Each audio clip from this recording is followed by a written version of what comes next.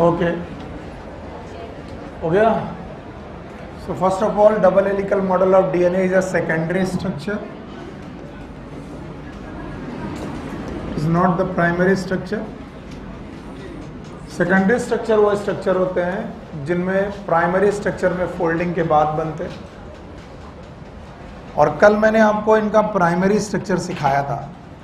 So primary structure में कुछ मैंने आपको बताया था. अगर आपको थोड़ी भी भूली बिसरी यादें हैं तो कुछ ऐसा पढ़ाया था मैंने बोला था न्यूक्लियोटाइड्स आपस में बॉन्ड बनाते हैं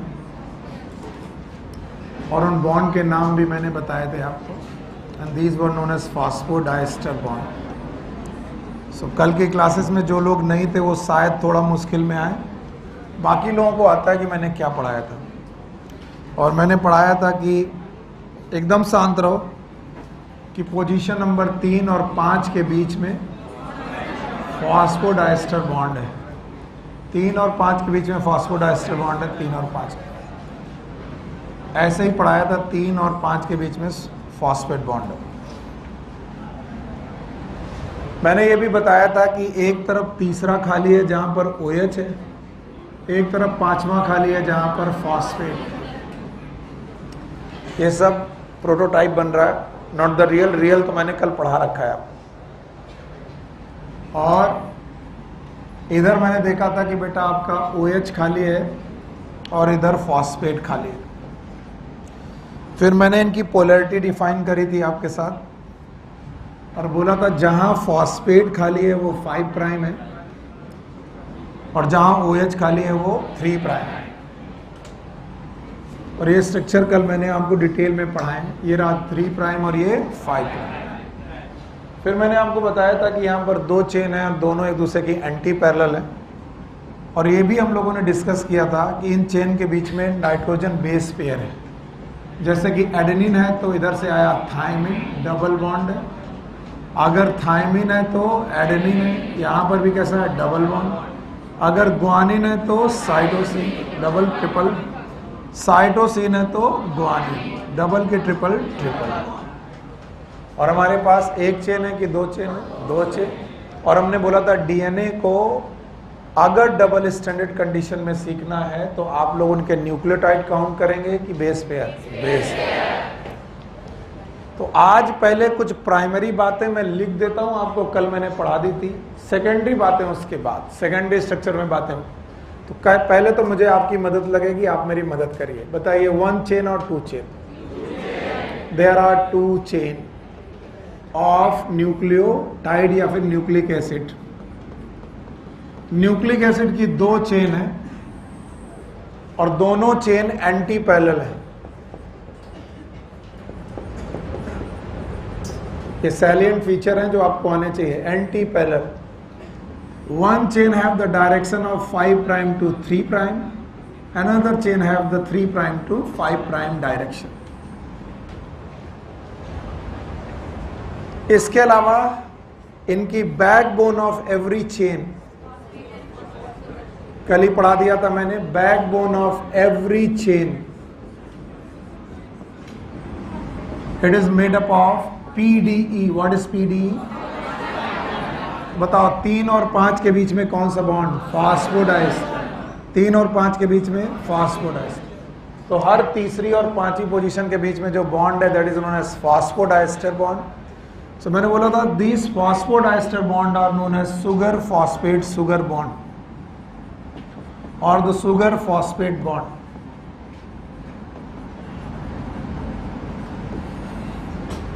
इसके अलावा मैंने बोला था कि nitrogen bases are projected towards inside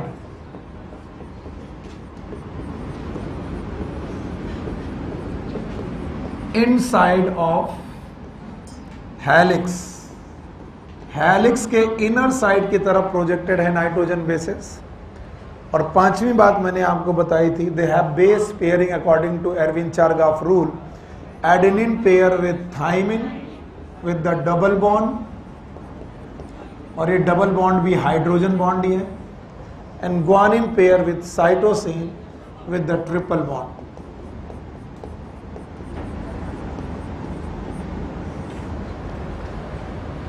so इतने पॉइंट आप एक बार बोल दीजिए, आपको तो आते ही है। बताइए डबल हेलिकल मॉडल। अरे अंजलि जी कल कहाँ थी, यहाँ खड़ी हुई है, क्लासेस छोड़ रही हो, तबीयत ठीक नहीं थी, पक्का बैठो। हाँ भाई, आप ये सारे पॉइंट बोलेंगे।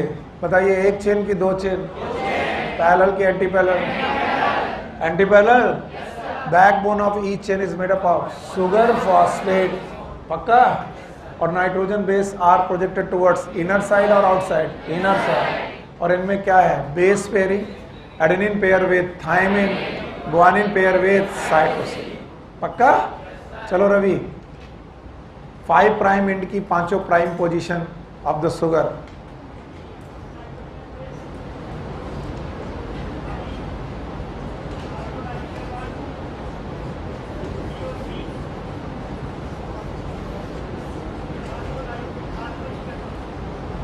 बीच वाले न्यूक्लियोटाइड,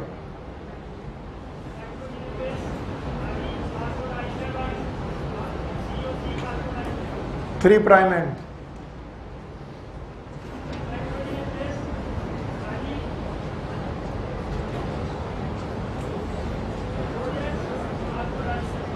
अगर मैं बीच का कोई भी न्यूक्लियोटाइड उठाऊं तो तीसरी पोजीशन फास्फोडाइस्टर, पांचवी। अगर मैं 3 प्राइम एंड पर जाऊं तो पांचवी फास्फोडाइस्टर, तीसरी। अगर मैं 5 प्राइम पे जाऊं तो तीसरी फास्फोडाइस्टर है, पांचवी फास्फोडाइस्टर नहीं है। एक चेन की दो चेन, अब बिल्कुल खत्म करने जा रहा हूं। एक चेन की दो चेन, पैरेलल और anti parallel, sugar phosphate bond है, और सुगर फॉस्फेट बॉन्ड में बेटा इनको बोला गया phosphodiester bond. Nitrogen base pair are outward और इनवर्ड, और adenine pair with thymine, guanine with cytosine. क्या ये salient feature double helical model के हैं? yes. इनके अलावा कुछ फिजिकल पैरामीटर्स हैं जो आपको आने चाहिए, हटा रहा हूं मैं इसे, ठीक है। फिजिकल पैरामीटर्स में लोगों ने बोला कि यहां पर जो दो चेन है दोनों की दोनों हेलिकल है, not the straight. They are the helical in nature, straight में नहीं है, हेलिकल नेचर में। अगर एक का डायरेक्शन 5 प्राइम टू 3 प्राइम है तो दूसरे का बेटा डायरेक्शन 3 प्राइम टू 5 प्राइम। और याद रखना इनके बीच में ये जो मैं सीढ़ियां जैसा बना रहा हूं, इट इज बेस पेयर। बोलो क्या बेटा? Base pair. अगर यहाँ एडेनिन है तो यहाँ क्या है? थायमिन। यहाँ ग्वानिन है तो यहाँ साइटोसिन, साइटोसिन है तो ग्वानिन, थायमिन है तो एडेनिन। ओके, तो भाई देखने में जो तुम्हारा हेलिकल स्ट्रक्चर है, इट लुक लाइक स्प्रिंग, जैसे कि स्प्रिंग होता है वैसा दिखाई पड़ता है। अगर आप लोग के पास स्पाइरल्स हैं, आजकल ज़्यादातर बुक्स में, बेटा मैं खोल दूंगा, कोई दिक्कत नहीं है। अच्छा, ज़्यादातर बुक्स के पास स्पाइरल्स हैं, अगर आपको नहीं दिख रहा तो आप अपनी स्पाइरल को ध्यान से देखिए जो आपके पास बुक है या अपने दोस्त के पास है। इसमें जो स्ट्रक्चर आपके सामने आएगा, it look like a spring. ये स्प्रिंग नहीं है, ये हेलिक्स है। और हेलिक्स की खास बात होती है कि ये सर्कल कंप्लीट तो करती है लेकिन पॉइंट आपस में जुड़े नहीं होते। अगर ये पॉइंट आपस में जुड़े होते तो एक सर्कल बनता, और उस सर्कल में कितना एंगल होता? 360। कितना? तो एक सर्कल में 360 एंगल होता है। अगर इसके दोनों एंड आपस में जुड़े होते तो क्या होता? सर्कल। लेकिन अभी ये सर्कल नहीं है, और सर्कल नहीं है तो ये क्या कहलाएगा? हेलिक्स। तो एक हेलिक्स जब 360 डिग्री एंगल कवर कर ले, कितना? 360, तो वो कुछ लेंथ कवर करता है, that length is known as pitch. फिर से बोलो, पिच। तो अगली बार जब मैं पूछूं व्हाट इज पिच, बता पाओगे? Pitch is the length of helix. Pitch is the length of helix. Okay, तो अभी मैं एक छोटा सा डेफिनेशन सिखा रहा हूं। Pitch, pitch is the length of helix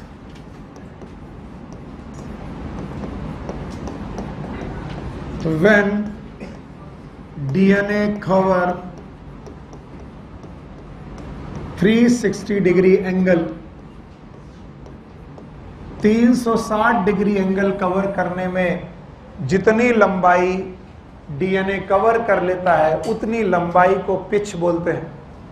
तो अगर आप बहुत ध्यान से देखोगे तो आपको ये पिच दिखेगी कि अगर ये हाफ सर्किल होता और ये हाफ सर्किल होता तो ये हाफ सर्किल 180 डिग्री और दूसरा हाफ सर्किल 180 डिग्री, टोटल कितना होता 360। इसमें से एक चेन हुई और ये रही दूसरी chain.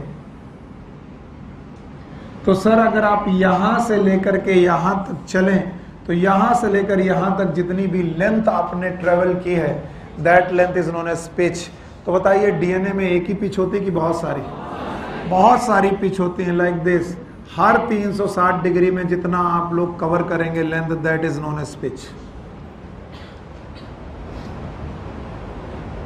You got my point. तो चलो बताओ what is pitch. Length of DNA, length of helix when DNA cover 360 degree है।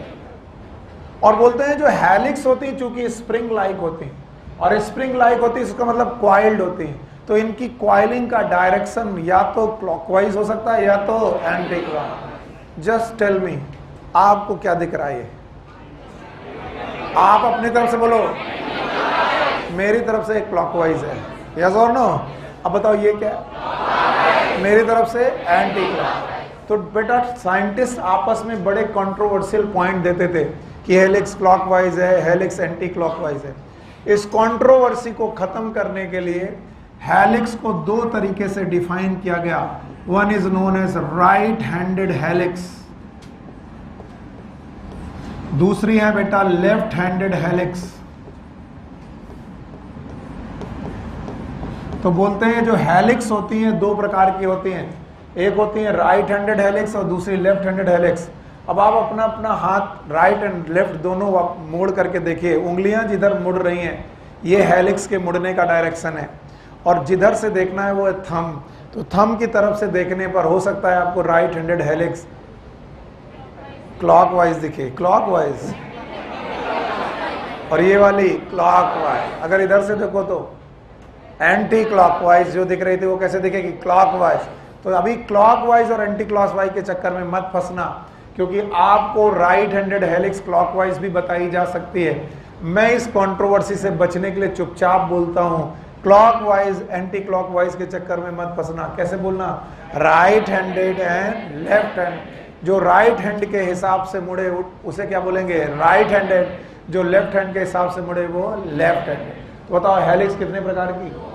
वन इज, दूसरा लेफ्ट हैंड। बोलते हैं dozens of DNA are there, लगभग डजन्स डीएनए। एनसीईआरटी बोलती है राइट हैंडेड हेलिक्स और लेफ्ट हैंडेड हेलिक्स के दर्जनों डीएनए डिस्क्राइब किए गए हैं, जिनमें से चार मैं उठा रहा हूं। एक डीएनए है ए डीएनए, एक है बी डीएनए और एक है सी डीएनए। ये जो ए और बी और सी डीएनए हैं ये तीनों के तीनों डीएनए राइट हैंडेड हेलिक्स हैं, और एक डीएनए हमारे पास होता है जेड डीएनए। बोलो कौन सा? And it is a left handed helix. बोलो कैसा हो गया? Left hand. तो बताओ डीएनए हमेशा लेफ्ट हैंडेड राइट हैंडेड के दोनों प्रकार। तो बताओ दोनों प्रकार में जो राइट हैंडेड हेलिक्स हैं वो कितने डीएनए हैं? तीन। एक कौन? ए डीएनए, बी डीएनए, सी डीएनए, और जो लेफ्ट हैंडेड हेलिक्स है वो जेड डीएनए। और ज्यादातर बेटा जो डायग्राम आपको दिखाए जाते हैं ये बी डीएनए के दिखाए जाते हैं। So B DNA is a prototype of DNA, यानी ज्यादातर बुक्स, ज्यादातर बेटा वीडियोस आपको जो डीएनए दिखा रहे हैं वो बी डीएनए है। और अगर वो बी डीएनए है तो बताओ आपको कैसी हेलिक्स दिखाई जा रही है? Right hand. कभी मैंने आपको बायोमॉलिक्यूल चैप्टर पढ़ाया था, और बायोमॉलिक्यूल चैप्टर पढ़ाते वक्त मैंने प्रोटीन की भी बेटा हेलिक्स पढ़ाई थी, और प्रोटीन की हेलिक्स भी सेकेंडरी स्ट्रक्चर पढ़ाए थे, और मैंने बोला था protein helix is always right handed, वो लेफ्ट हैंडेड। लेकिन डीएनए में राइट हैंडेड भी हो सकता है, लेफ्ट हैंडेड। तो बताओ कितने प्रकार की हेलिक्स डीएनए की? एक कौन? राइट हैंडेड, दूसरा लेफ्ट हैंडेड। राइट हैंडेड में कितने प्रकार के? तीन। नंबर वन ए डीएनए, बी डीएनए, सी डीएनए, और जेड डीएनए जो होता है वो राइट हैंडेड की लेफ्ट हैंडेड। बहरहाल what is pitch? It is a length of helix when DNA cover. पक्का?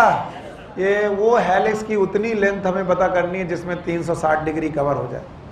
बोलते हैं हमारा जो बी डीएनए है, जो हमारा बी डीएनए है ये एक पिच में लगभग 10 बेस पेयर रखता है, 10 बेस पेयर।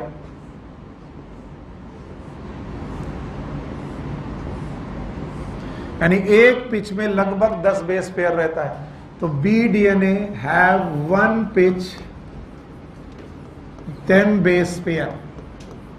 और ऐसा नहीं कि दुनिया का हर डीएनए एक पिच में 10 पेयर रखे, ऐसा जरूरी नहीं है, क्योंकि ए डीएनए में 11 बेस पेयर के लगभग होते हैं, बी में 10 बेस पेयर होते हैं, सी में लगभग 9.33 या फिर 9 बोल दोगे तब भी चलेगा, और जेड डीएनए में लगभग 12 बेस पेयर होते हैं एक पिच में। तो हमें जो डीएनए पढ़ाया जा रहा है वो 10 बेस पेयर वाला पढ़ाया जा रहा है। और 10 बेस पेयर वाला कौन सा होता है? ए, बी की सी, बी डीएनए। फिर से बोलो, ए में कितने? 11 बेस पेयर, बी में, सी में लगभग 9 आप बोलोगे तो अच्छा रहेगा, 9.3 मैंने करके ही गड़बड़ कर दिया, 9 है, और जेड डीएनए में 12। और ये 12 या 10 बेस पेयर हैं, यानी एडेनिन और थाइमिन 2 हुआ कि 1 हुआ? 1। ग्वानिन और साइटोसिन 1। तो याद रखना ये पेयर का नाम होता है, that is known as base pair. चलिए बताइए कि हेलिक्स की कॉइलिंग के हिसाब से कितने डीएनए? 2, एक राइट हैंडेड और एक लेफ्ट हैंडेड। बताइए 4 ही प्रकार के डीएनए की? बहुत सारे, बहुत सारे। 4 लिए हमने, क्योंकि इन्हीं 4 से क्वेश्चन हर बार बनता रहा है। बताइए ए, बी, सी, राइट की लेफ्ट, जेड, और किसी भी पिच में कितने बेस पेयर? 10। अगर वो कैसा है? बी डीएनए, तो क्या ये वेरी भी करेगा? ऐसा ए में 11, बी में, सी में, और जेड में 12। अब याद रखना, एक पिच की जो लंबाई है, लेंथ है, it is about 3.4 nanometre. Nanometre is 10⁻⁹ metre. इसी को एंगस्ट्रॉम में भी बोल सकते हो। It is around 34 angstrom. Angstrom का मतलब है 34 इंटू 10⁻⁻10 मीटर।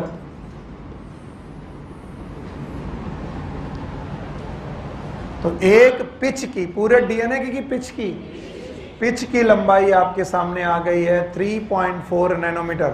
मैं बता दोनों रहा हूं, लेकिन कैलकुलेशन सारे नैनोमीटर से करूंगा, तो आप नैनोमीटर वाली लेंथ को अपने दिमाग में रख के चलो। 3.4 नैनोमीटर की एक पिच है, और बाकी कैलकुलेशन आप मुझे करके बताइए यहां से लेकर यहां तक की डिस्टेंस आपको कितनी मिली? 3.4 नैनोमीटर। और कितने बेस पेयर मिले?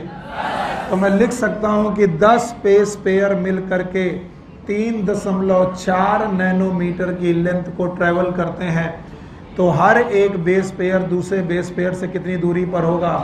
3.4 बटा 10, 0.34 नैनोमीटर। और जरा इसे समझने की कोशिश करिए और फिर बताइए, यहां से लेकर यहां तक की दूरी 0.34, यहां से लेकर यहां 0.34, यहां से लेकर यहां 0.34। इसका मतलब हर बेस पेयर दूसरे बेस पेयर से इक्विडिस्टेंट है। इक्विडिस्टेंस मतलब इक्वल दूरी पर है।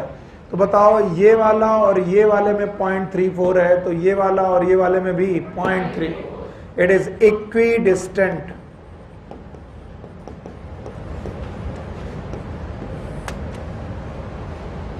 हर बेस पेयर दूसरे बेस पेयर से इक्वल डिस्टेंस पे है। काश अगर ये सीधा होता तब हमें ये कैसा दिखता। अगर डीएनए सीधा होता तो यूं दिखता, 2 स्ट्रैंड दिखते, एक 5 प्राइम और एक 3 प्राइम। तो अगला वाला आप समझ सकते हैं। और ये सीधी सीढ़ियों जैसा दिखता, और सीधी सीढ़ियों जैसा दिखता तो ये जो सीढ़ियां हैं ये बेस पेयर होती हैं, एडेनिन, थाइमिन, ग्वानिन, साइटोसिन। और तब मैं कह पाता कि हर सीढ़ी के बीच में जो डिस्टेंस है वो कितनी है? 0.34 नैनोमीटर। तब मैं कहता एक बेस पेयर दूसरे बेस पेयर से इक्विडिस्टेंट है। कैसा बेटा? इक्विडिस्टेंट। अभी ये सीढ़ी सीधी है कि क्वाइल्ड है? क्वाइल्ड। और क्वाइल्ड होने पर भी डिस्टेंस में कोई फर्क नहीं पड़ रहा। इसका मतलब है हर बेस पेयर दूसरे बेस पेयर से कितनी दूरी पर, 0.34 नैनोमीटर। पर याद रखिए ये सीढ़ियां ठीक एक दूसरे के ऊपर हैं कि कॉइल्ड है, कॉइल्ड है, तो यहां से एक पैरामीटर आपको और मिलता है, और वो पैरामीटर ये है कि जब 10 बेस पेयर मिल करके 360 डिग्री एंगल कवर करते हैं तो एक बेस पेयर दूसरे बेस पेयर से 360/10 लगभग 36 डिग्री एंगल पर होगा। क्या आपने घूमती हुई सीढ़ियां नहीं देखी? देखी है? तो एक पायदान दूसरे पायदान के ठीक ऊपर के एंगल पर, तो बस याद रखना ये घूमती हुई सीढ़ियों जैसा है जिसमें हर पायदान हर बेस पेयर दूसरे बेस पेयर से कितने एंगल पर है, 36 डिग्री एंगल पर है, 36 डिग्री एंगल पर है। अभी नहीं आया? आया?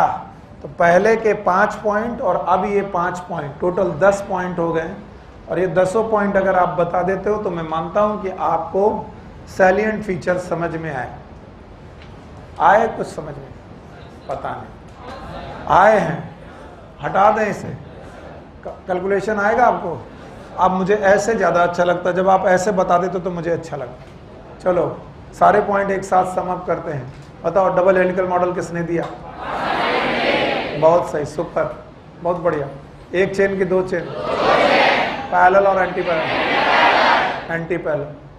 क्या इसमें बेटा बैकबोन बनी है?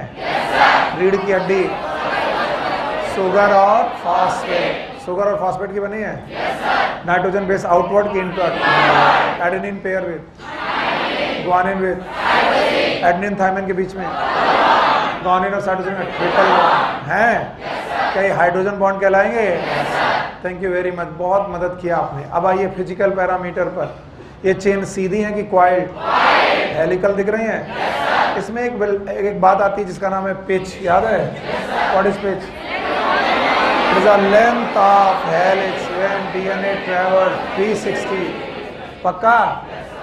इसका मतलब क्वाइल्ड लोग हमेशा क्लॉकवाइज और एंटी क्लॉकवाइज नहीं होंगे।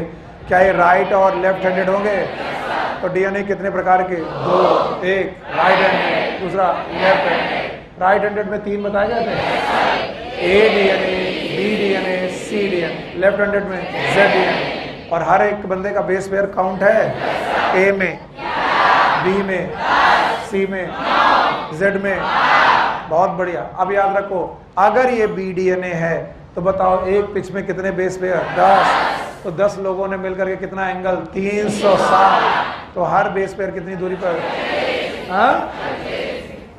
एक बार और मैं कहूंगा कि इस चेन को ध्यान से देखो, और जब तुम इस चेन को ध्यान से देखोगे तो तुम्हें मिलेगा कि adenine is always going to pair with thymine and guanine is always going to pair with cytosine, where adenine is purine, adenine is purine. Thank you very much. Thymine is pyrimidine, very much, thank you very much. आगे सुनो, guanine is purine. ये बड़ी अजीब बात है कि purine कभी purine से पेयर नहीं कर रही, प्यूरिन हमेशा पिरिमिडीन से पेयर कर रही है। और ये ईश्वर ने हमें सबसे बड़ा आशीर्वाद दिया। लोगों ने कहा इसमें सर आशीर्वाद क्या है? अगर बेटा प्यूरिन का स्ट्रक्चर देखोगे तो तुम्हें दिखाई पड़ेगा डबल साइक्लिकल, याद आया?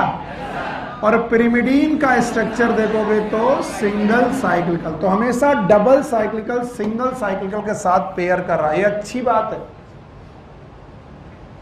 अगर कहीं डबल साइक्लिकल के साथ पेयर कर बैठता तो फिर यूं होता कि बेटा डायमीटर ऑफ डीएनए हेलिक्स बढ़ जाता, क्योंकि 2 डबल साइक्लिकल लोग आमने सामने आ जाते, और जब 2 डबल साइक्लिकल लोग आमने सामने आ जाते तो डायमीटर घटता कि बढ़ जाता? बढ़ जाता। और अगर कहीं 2 सिंगल साइक्लिकल आमने सामने आ जाते तो अब आपको लगता या न लगता, लेकिन बेटा डीएनए का जो डायमीटर होता वो बढ़ता कि कम हो जाता? कम हो जाता।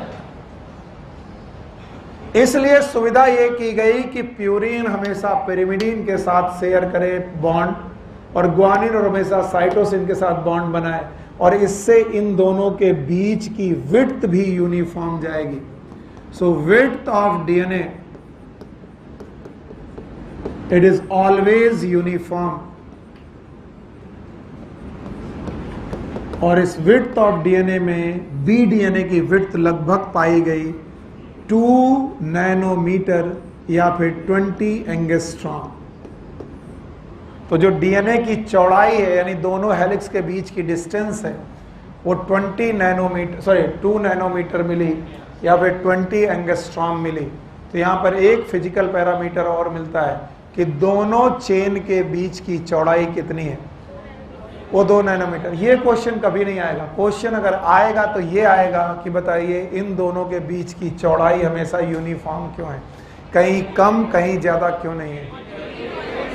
क्योंकि प्यूरीन हमेशा पिरिमिडीन से, इनका मतलब है डबल साइक्लिकल हमेशा सिंगल साइक्लिकल के साथ पेयर बना रहा है, और ये सुविधा आपके दोनों बेटा चेन के बीच में दूरी यूनिफॉर्म रखने के लिए है।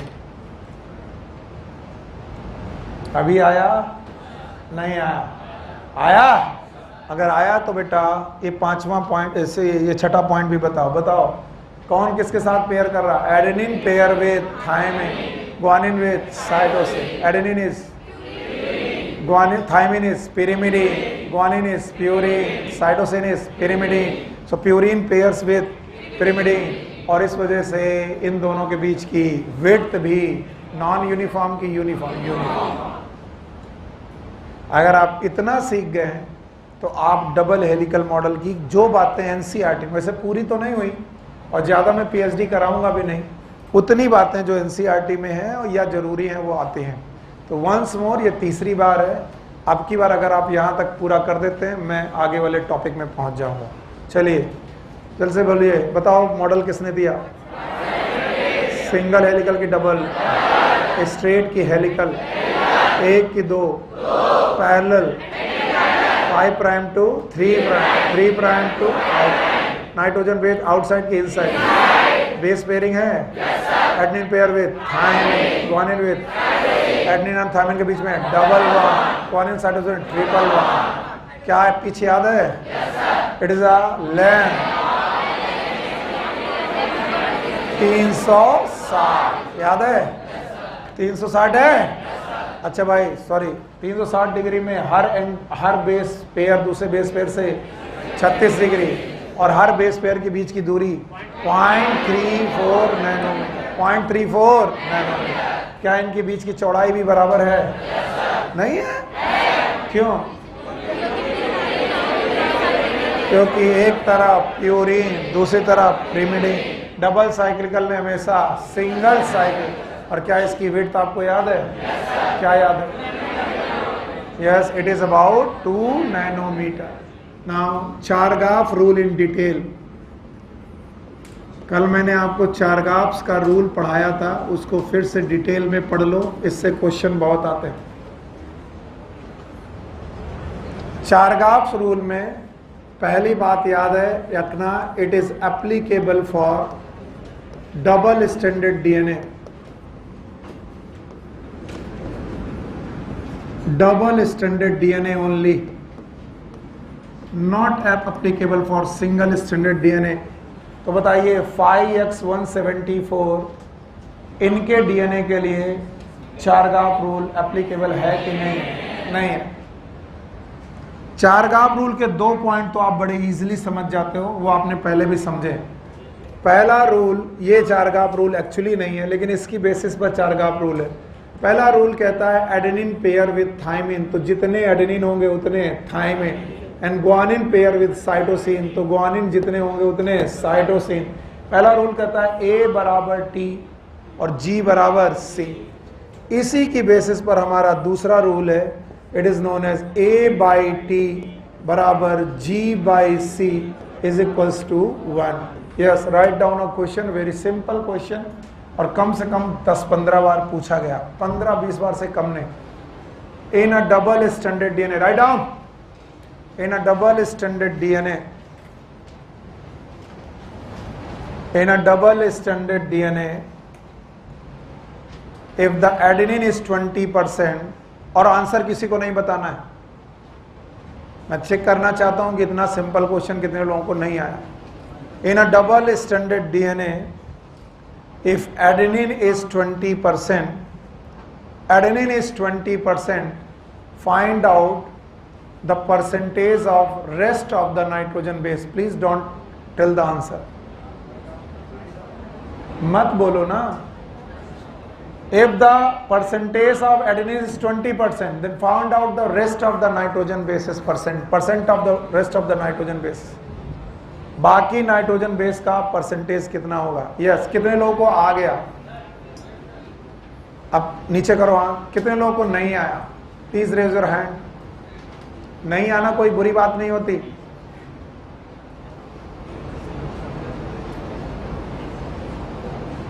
कहाँ रहे पूरे साल?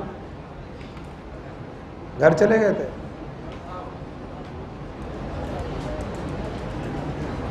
बैठो. देखो मैंने आपको क्वेश्चन दिया, एडेनिन बराबर 20% दिया और बाकी सारे नाइट्रोजन बेसिस का परसेंटेज पूछा.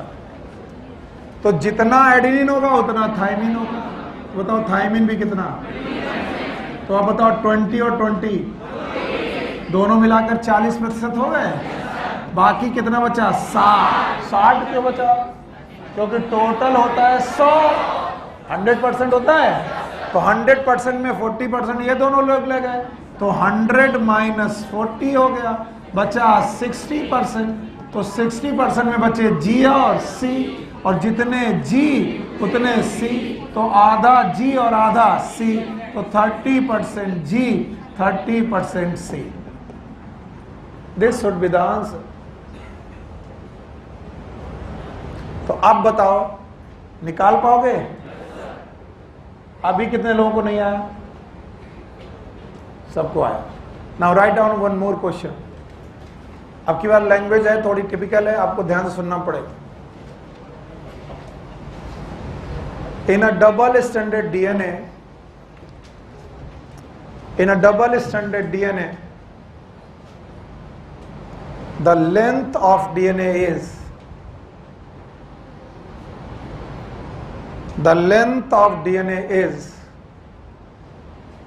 340 nanometer. The length of DNA is 340 nanometer. हो गया? In this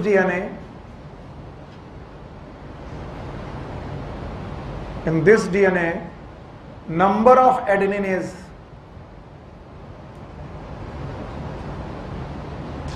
number of adenine is 300. Number of adenine is 300.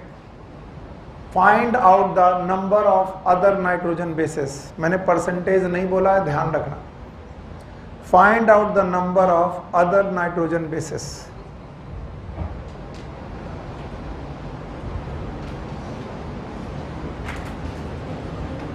Yes, now raise your hand.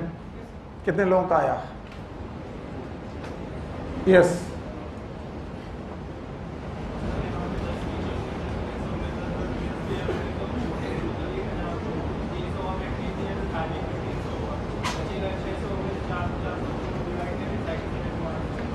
कितना?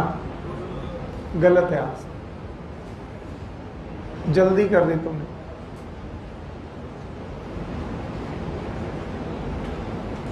चलो इसको साथ में सॉल्व करते हैं.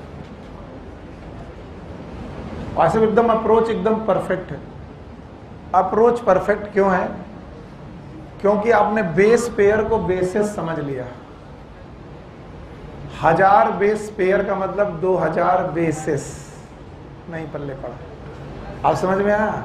चलो अब मैं क्वेश्चन कर रहा हूं. मैंने बोला डीएनए की लेंथ दी गई है 340 नैनोमीटर.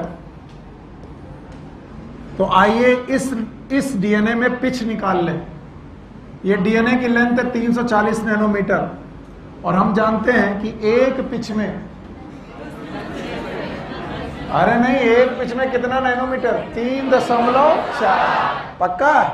तो मैं बोल सकता हूं 3.4 नैनोमीटर में एक पिच. यस और नो? तो बताओ 340 नैनोमीटर में कितनी पिच? तो 340 बटे 3.4, ये दशमलव हटाया, यहां चला गया। कितनी पिच आई? 100 पिच आई। यानी हमारे पास जो डीएनए है उसमें 100 पिच है, और एक पिच में कितने बेस पेयर? 10।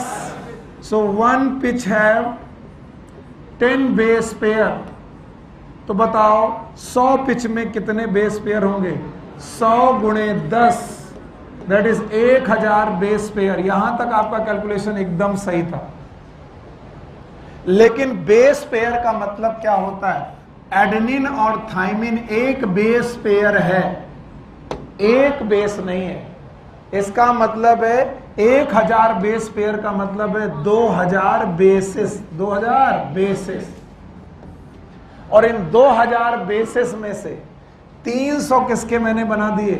एडेनिन के। किसके? एडेनिन के। तो एडेनिन हो गया 300। तो बताओ थाइमिन भी कितना? 300। तो 300 और 300 600। हाँ, तो बताओ 2000 में 600 घटाओ, हाँ 1400। तो बताओ, अरे नहीं 700 क्यों? 300 और 300 600। 600 हो गए कितने? बेसिस। और मुझे टोटल बेसिस कितनी चाहिए? 2000। तो 2000 में से 600 घटाओ, 1400। अब ये जो 1400 बेसिस हैं, इनमें आधे ग्वानिन, आधे। तो बताओ 1400 का आधा, तो बताओ 700 क्या होंगे? ग्वानिन, और 700 क्या होंगे? साइटोसिन। यस और नो? अब देख लो करके। 700, हाँ 7000 नहीं, 700 क्या होंगे? ग्वानिन, और 700 साइटोसिन। तो 700 सही तो कर रहा हूं? सही है। तो 700 बेस पेयर होंगे, 700 बेस पेयर होंगे ग्वानिन साइटोसिन के, और 300 बेस पेयर होंगे एडेनिन थाइमिन के। टोटल बेस पेयर कितने होंगे? 1000। तो इस तरीके से कैलकुलेटेड है, एकदम परफेक्ट कैलकुलेशन है। आप लोग कर लो। अभी कितने लोगों को समझ में नहीं आया?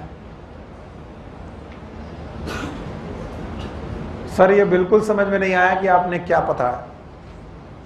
ये जो क्वेश्चन मैंने लैंग्वेज में दिया है, ये तो कभी नहीं पूछा गया, लेकिन ये क्वेश्चन कम से कम 15 बार पूछा जा चुका होगा कि एडेनिन का परसेंटेज दे देंगे, बाकी सारे लोगों का परसेंटेज पूछेंगे। तो जितना एडेनिन उतना थाइमिन, और उसके बाद उसे 100 से घटा दो, और जो बचे वो बराबर कर दोगे। अभी बोल दो कितने लोगों को नहीं आया, फिर से कैलकुलेशन सिखाएं? Yes sir. कितने लोग? हाथ तो उठाओ बाबू। तो इसमें शर्माने की बात क्या है? 2 लोगों को नहीं आया।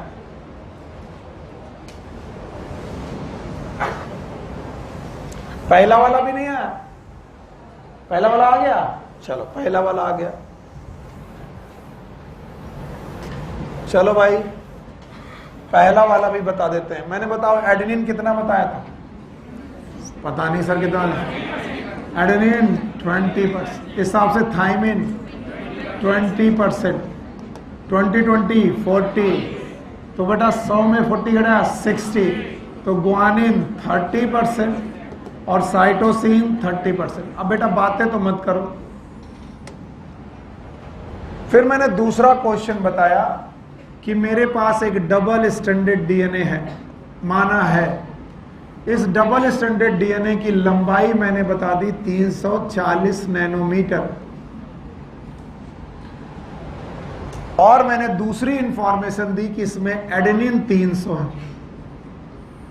अब बच्चों से मैंने पूछा बाकी कितने बेसिस हैं, सारे बेसिस के नंबर याद रखो, बताओ मुझे। बच्चों ने नहीं समझा कि कैसे निकाल पाएंगे। तो पहले बात तो आपको मानना पड़ेगा कि एक डीएनए है जिसकी लंबाई 340 नैनोमीटर है। ये रहा वो 340 नैनोमीटर का डीएनए। अब इस डीएनए में हमें पिच मिल जाए तो काम बन जाए। तो मैंने कहा कि भाई 3.4 नैनोमीटर अगर कोई लेंथ कवर करे तो कितनी पिच होती है? 1 पिच। इसलिए 340 नैनोमीटर में कितनी पिच होंगी? तो मैंने क्या किया, 340 में से 1 पिच का डिवीजन कर दिया। तो जब डिवीजन किया तो ये 0 हटा दिया। यहाँ कितनी बात आया? 100। मैंने बोला कि भाई ये डीएनए जो तुमको 340 नैनोमीटर का मिल रहा था, उस आपने कहा ठीक है सर, मान लिया 100 पिच है, तो बोले एक पिच में कितने बेस पेयर? एक पिच में है सर 10 बेस पेयर। 10 बेस है कि 10 बेस पेयर? तो बताओ 100 में कितना होगा? 100 गुणे 10, बताओ 1000 बेस पेयर। ज्यादातर लोग यहां तक सही कर लेते हैं, इसके बाद गलती कर देते हैं, क्योंकि 1000 बेस पेयर का मतलब 1000 बेसेस है कि 2000? तो यानी 1000 बेस पेयर का मतलब है हर पेयर में 2 लोग। एडेनिन थायमिन एक पेयर है, लेकिन इसमें 1 लोग कि 2 लोग? 2 लोग। तो 1000 गुणे 2 बराबर 2000 बेसिस। तो हमारे डीएनए में 2000 बेसिस पाए गए। अब इन 2000 बेसिस में मैंने आपको एक इंफॉर्मेशन दी है, और वो इंफॉर्मेशन दी है कि इन 2000 बेसिस में एडेनिन के कितने हैं? 300। तो तुमने कहा सर एडेनिन के हो गए 300, और अगर एडेनिन के 300 हैं तो हर हाल में ग्वानिन के थायमिन के भी 300 होंगे, और 300 और 300 कितने हो गए? 600। तो 2000 में से 600 हमें पता चल गए। 2000 में 600 किसके? 300 एडेनिन के, 300 थायमिन। तो अब ये 2000 में से 600 घटा दो। 2000 में से जब 600 घटाए तो आपके पास कितना आया? 1400। अब बचे हुए 1400 लोगों को, 1400 बेसिस को किस में बांटा गया? Guanine and cytosine. तो आधे ग्वानिन, आधे साइटोसिन। तो 1400 का बटा 2 बराबर 700। 700 ग्वानिन और 700 साइटोसिन। आइए इसे चेक करते हैं।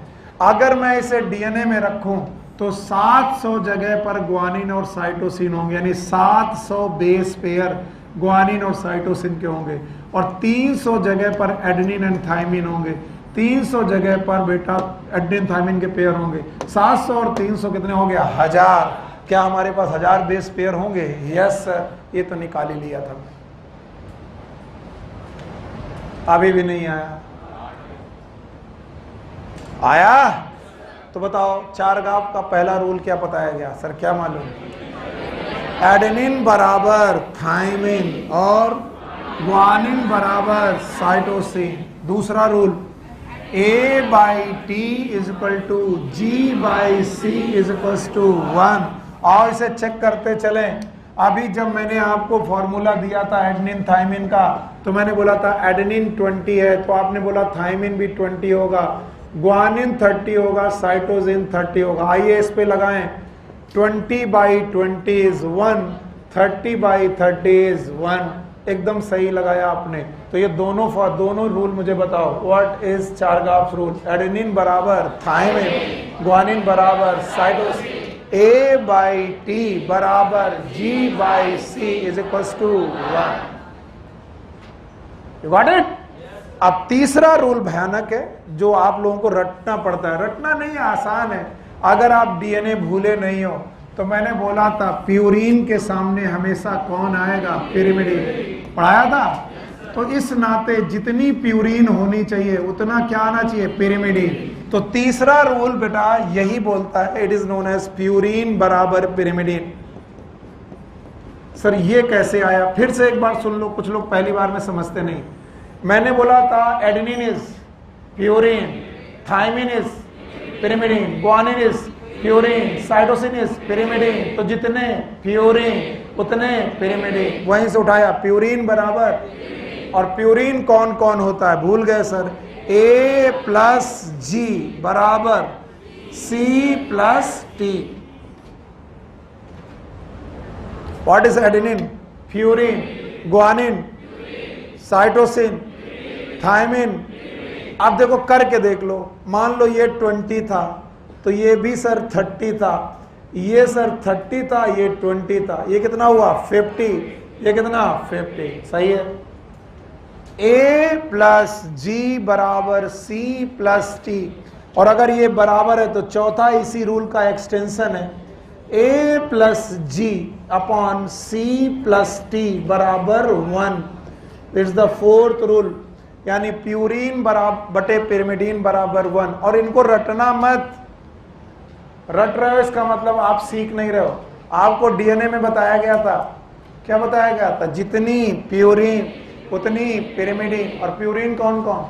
Adenine and guanine. तो एडेनिन और ग्वानिन को आपस में जोड़ दो, A प्लस जी बराबर C प्लस टी, और इसी का extension A plus G upon C plus T is equal to 1। यहां तक भी रूल लोगों को आसान लगते हैं। अब जो मैं 5वां रूल बता रहा हूं, ये BHU में एक बार पूछा गया, बाकी एग्जाम का मुझे आइडिया नहीं है, और जिस साल पूछा गया कई लोगों ने गड़बड़ किया। This rule is known as universal Chargaff's rule.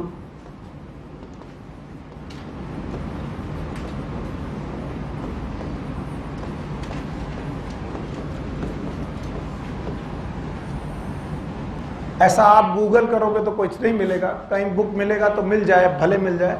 It is known as universal Chargaff's rule. ये रूल भी बेटा डबल स्टैंडर्ड डीएनए पे ही लागू होता है। ऐसा नहीं कि ये सिंगल स्टैंडर्ड डीएनए पे लागू हो रहा है, ये भी डबल स्टैंडर्ड डीएनए पे लागू होता है। लेकिन जब मैं लैंग्वेज बोलूंगा आप कंफ्यूज हो जाओगे, इसलिए लैंग्वेज को 2 बार सुनना। This rule is applicable upon single strand of double standard DNA. फिर से सुनो, क्या बोला? डबल स्टैंडर्ड डीएनए के पास कितने स्ट्रैंड हैं? 2।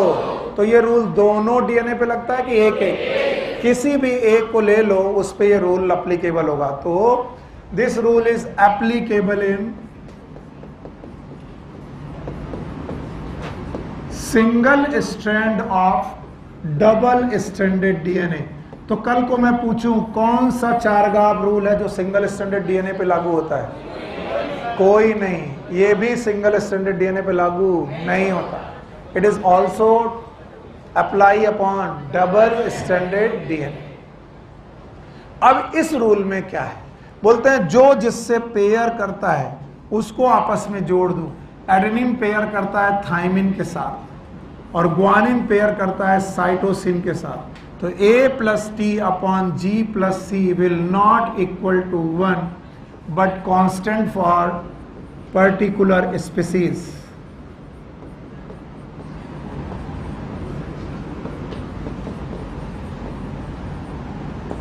ये किसी भी पर्टिकुलर स्पीसीज के लिए कांस्टेंट होता है। तो जिस साल ये रूल पूछा गया हम लोग यहां तक सीखे थे, ये सीखा ही नहीं था, हमको सिखाया ही नहीं गया था। तो हम लोग A plus G upon C plus T बराबर 1 मानते थे। और यहां पर A प्लस जी आया कि A प्लस टी आया? यहां पर क्या है? A प्लस जी, वहां पर। तो याद रखना ये प्यूरिन अपॉन पिरिमिडीन है, और यहां पर जो जिससे पेयर कर रहा है वो प्लस में है। A किससे पेयर करता है? T से। तो A plus T upon G plus C will not equal to 1 but constant for particular species. करके देख लो। एडेनिन 20 आया था, थाइमिन भी 20 आया था, ग्वानिन 30 आया था, साइटोसिन भी 30 आया था, 40 अपॉन 60 आया, 2/3 आया। Certainly it is not equal to 1। No, ये इक्वल टू 1 है ही नहीं। एकदम सही है। याद रखना इस चारगाफ रूल में बोला गया है फॉर प्रोकैरियोट्स। अगर कोई प्रोकैरियोटिक ऑर्गेनिज्म है तो A plus T upon G plus C का रेशियो लेस देन 1 आता है, और अगर कोई यूकैरियोटिक ऑर्गेनिज्म है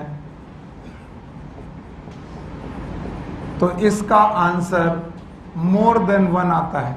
और दोनों एग्जाम्पल बुक्स में दिए नहीं गए हैं, लेकिन आपको याद रखना पड़ेगा। जैसे ई कोलाई एक बैक्टीरिया है, और बैक्टीरिया प्रोकैरियोट होते हैं जिसमें इसकी वैल्यू 0.93 है, जो कि 1 से कम है। और ह्यूमन बीइंग यूकैरियोटिक लोग हैं, ह्यूमन में इसकी वैल्यू 1.52 है। यानी हर स्पीसीज के लिए A plus T upon G plus C will not equal to 1 but it is constant. इसकी वैल्यू कांस्टेंट है, और ये आपको याद करनी भी पड़ सकती है कम से कम 2 लोगों के लिए। बताओ ई कोलाई के लिए इसकी वैल्यू कितनी है? हाँ, 0.93, और ह्यूमन के लिए 1.5।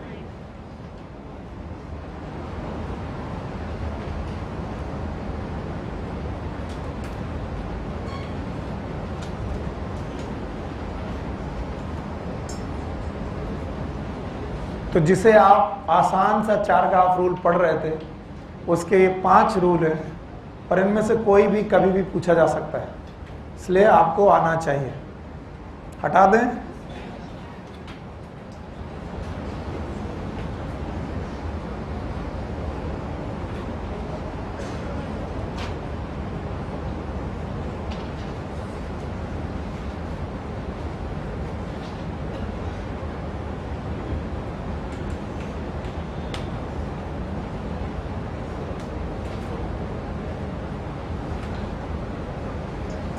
ओके, हटा रहा हूं मैं इसे।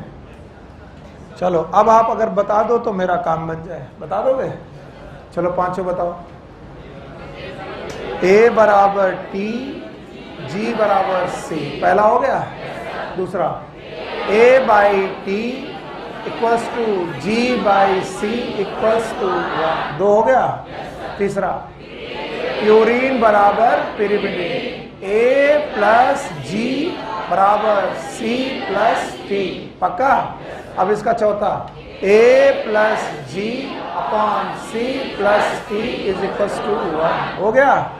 अब आइए पांचवा, A plus T upon G plus C is not equal to 1 but constant for particular species. Yes और नो? यस। बताओ इक्वल के लिए 0.93 है, ह्यूमन बीइंग के लिए 1.52। Thank you very much. Now the central dogma. मैंने कई बार पढ़ाया है आपको, कई बार पढ़ाया, एक बार और पढ़ाने जा रहा हूं क्योंकि बुक में आ गया। Okay, central dogma was proposed by Crick.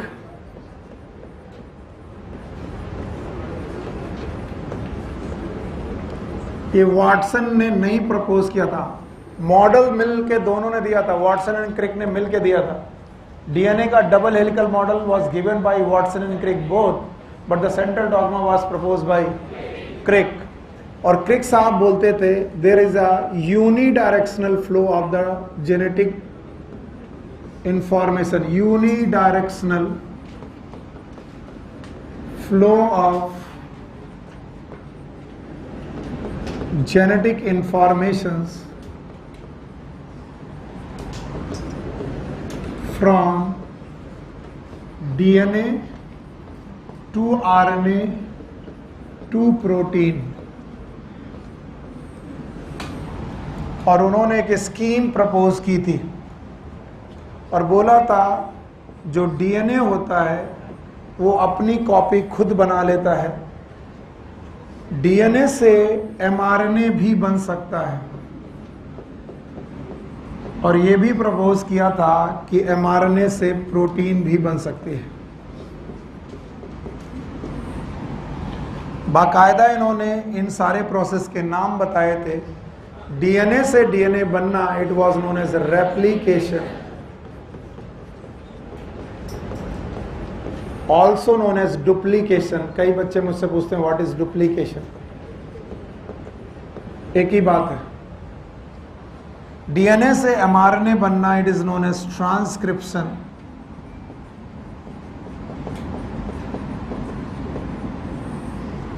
और एमआरएनए से प्रोटीन बनना, इट इज ट्रांसलेशन।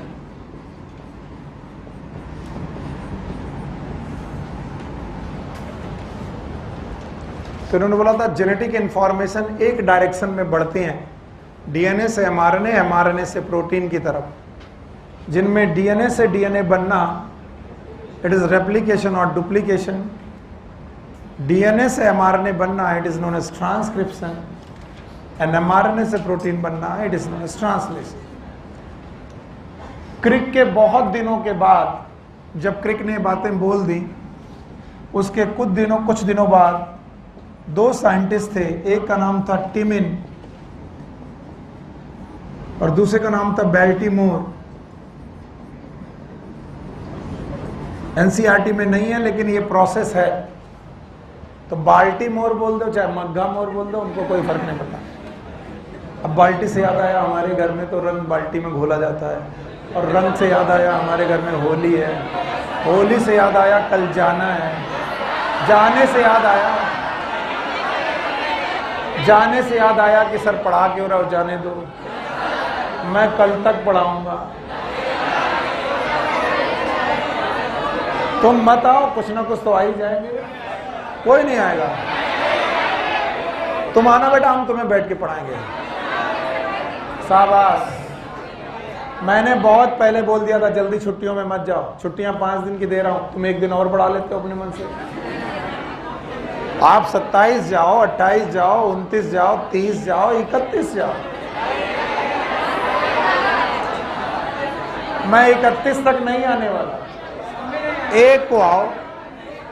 तुम कह रहे हो सर मैं 1 को भी नहीं आऊंगा, 2 को भी नहीं आऊंगा, 3 को नहीं आऊंगा, 5 को आऊंगा। तुम चिंता मत करो, मैं 1 से फिर पढ़ाना चालू करूंगा। जब तक तुम आओगे मॉलिक्यूलर बेसिस ऑफ खत्म। कुछ लोग तो होंगे मेरे इस बात के सबूत के लिए पागल। तो टिमिन एंड बाल्टीमोर ने देखा कि देयर आर सम वायरस, और उनमें डीएनए है ही नहीं, उनमें क्या है? आरएनए। उनके पास RNA as a genetic material है। तो टिमिन एंड बाल्टीमोर ने कहा कि जिनके पास जेनेटिक मटेरियल डीएनए नहीं है, तो क्या वो आरएनए से डायरेक्ट प्रोटीन बनाते हैं क्या? तो लोगों ने कहा नहीं, जिनके पास आरएनए जेनेटिक मटेरियल है वो पहले आरएनए से डीएनए बनाते हैं, और ऐसा डीएनए कहलाता है cDNA, and that cDNA is known as complementary DNA.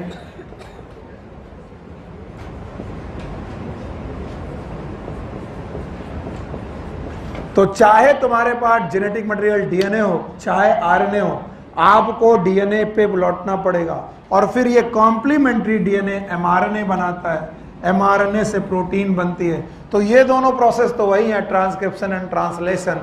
लेकिन वायरस के आरएनए से डीएनए बनाना ये ट्रांसक्रिप्शन जैसा है कि उल्टा उल्टा, and that's why it is known as reverse transcription.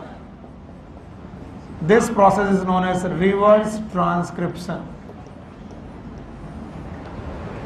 चूंकि ये टिमिन साहब ने ढूंढा था, sometime it is also known as टिमिनिज्म।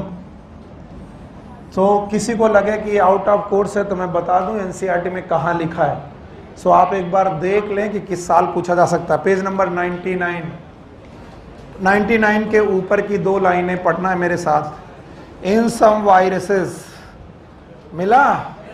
In some viruses the flow of information is in reverse direction. किस डायरेक्शन में है? Reverse. That is from RNA to DNA. Can you suggest a simple name to the process? बताओ। Reverse transcription. तो जब उन्होंने तुमसे पूछ लिया है तो वो क्वेश्चन में भी पूछ सकते हैं। तो ये मत सोचना कि सर ये क्वेश्चन नहीं आएगा। बताओ इस प्रोसेस का नाम रिवर्स ट्रांसक्रिप्शन। और याद रहे HIV का वायरस, फिर सुनो, एड्स का वायरस, उसका जेनेटिक मटेरियल क्या है? आरएनए। और वो दुनिया में इतना कोराम मचा रहा है इसी प्रोसेस की वजह से। यानी HIV वायरस पहले अपने आरएनए से क्या बनाता है? डीएनए, और डीएनए से एमआरएनए, फिर एमआरएनए से प्रोटीन, और प्रोटीन बना के रिएक्शन और फिर तुम्हें बीमार कर देता है। तो अगर उस वायरस को रोकना है तो पहले स्टेप को रोक दो। बोलो कौन? तो इसलिए तुम डॉक्टर की तरह सोचो, एक ऐसा दवाई खोजो जो रिवर्स ट्रांसक्रिप्शन वाले एंजाइम को ब्लॉक कर दे, और इन्हीं दवाइयों का नाम है एंटी रेट्रोवायरल ड्रग, ARD। क्या?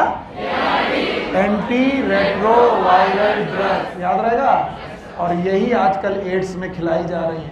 जब भी किसी को एड्स होता है उसे क्या खिलाया जाता है? एंटी रेट्रोवायरल्स वो होती हैं जो बेटा आरएनए से क्या बनाती हैं? डीएनए।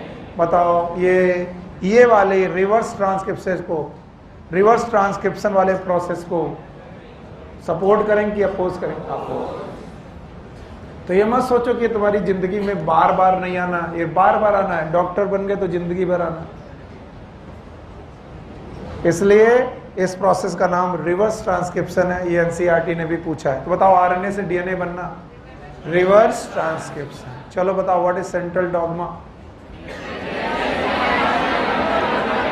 किसने प्रपोज किया था?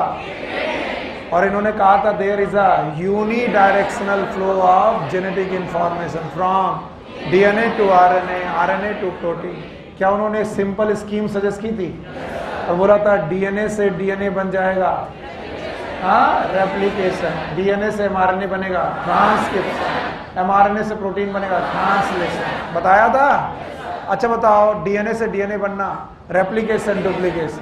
अच्छा बताओ, इनमें से किसी ने बोला कि नहीं, हर बार जरूरी नहीं कि डीएनए से आरएनए बन जाए, क्योंकि कुछ लोगों के पास डीएनए जेनेटिक मटेरियल होता ही नहीं, फिर क्या होता है, आरएनए, तो वो बेचारे आरएनए से सीधे प्रोटीन बना देंगे? ऐसा नहीं होगा, वो भी आरएनए से क्या बनाएंगे, DNA, and that DNA is known as cDNA। Process का नाम रिवर्स ट्रांसक्रिप्शन। फिर से बोलो। और ये किसने खोजा था reverse transcription? Temin and Baltimore. Process का नाम टिमिनिज्म। याद रहेगा? Now we are going to study about the packaging of DNA.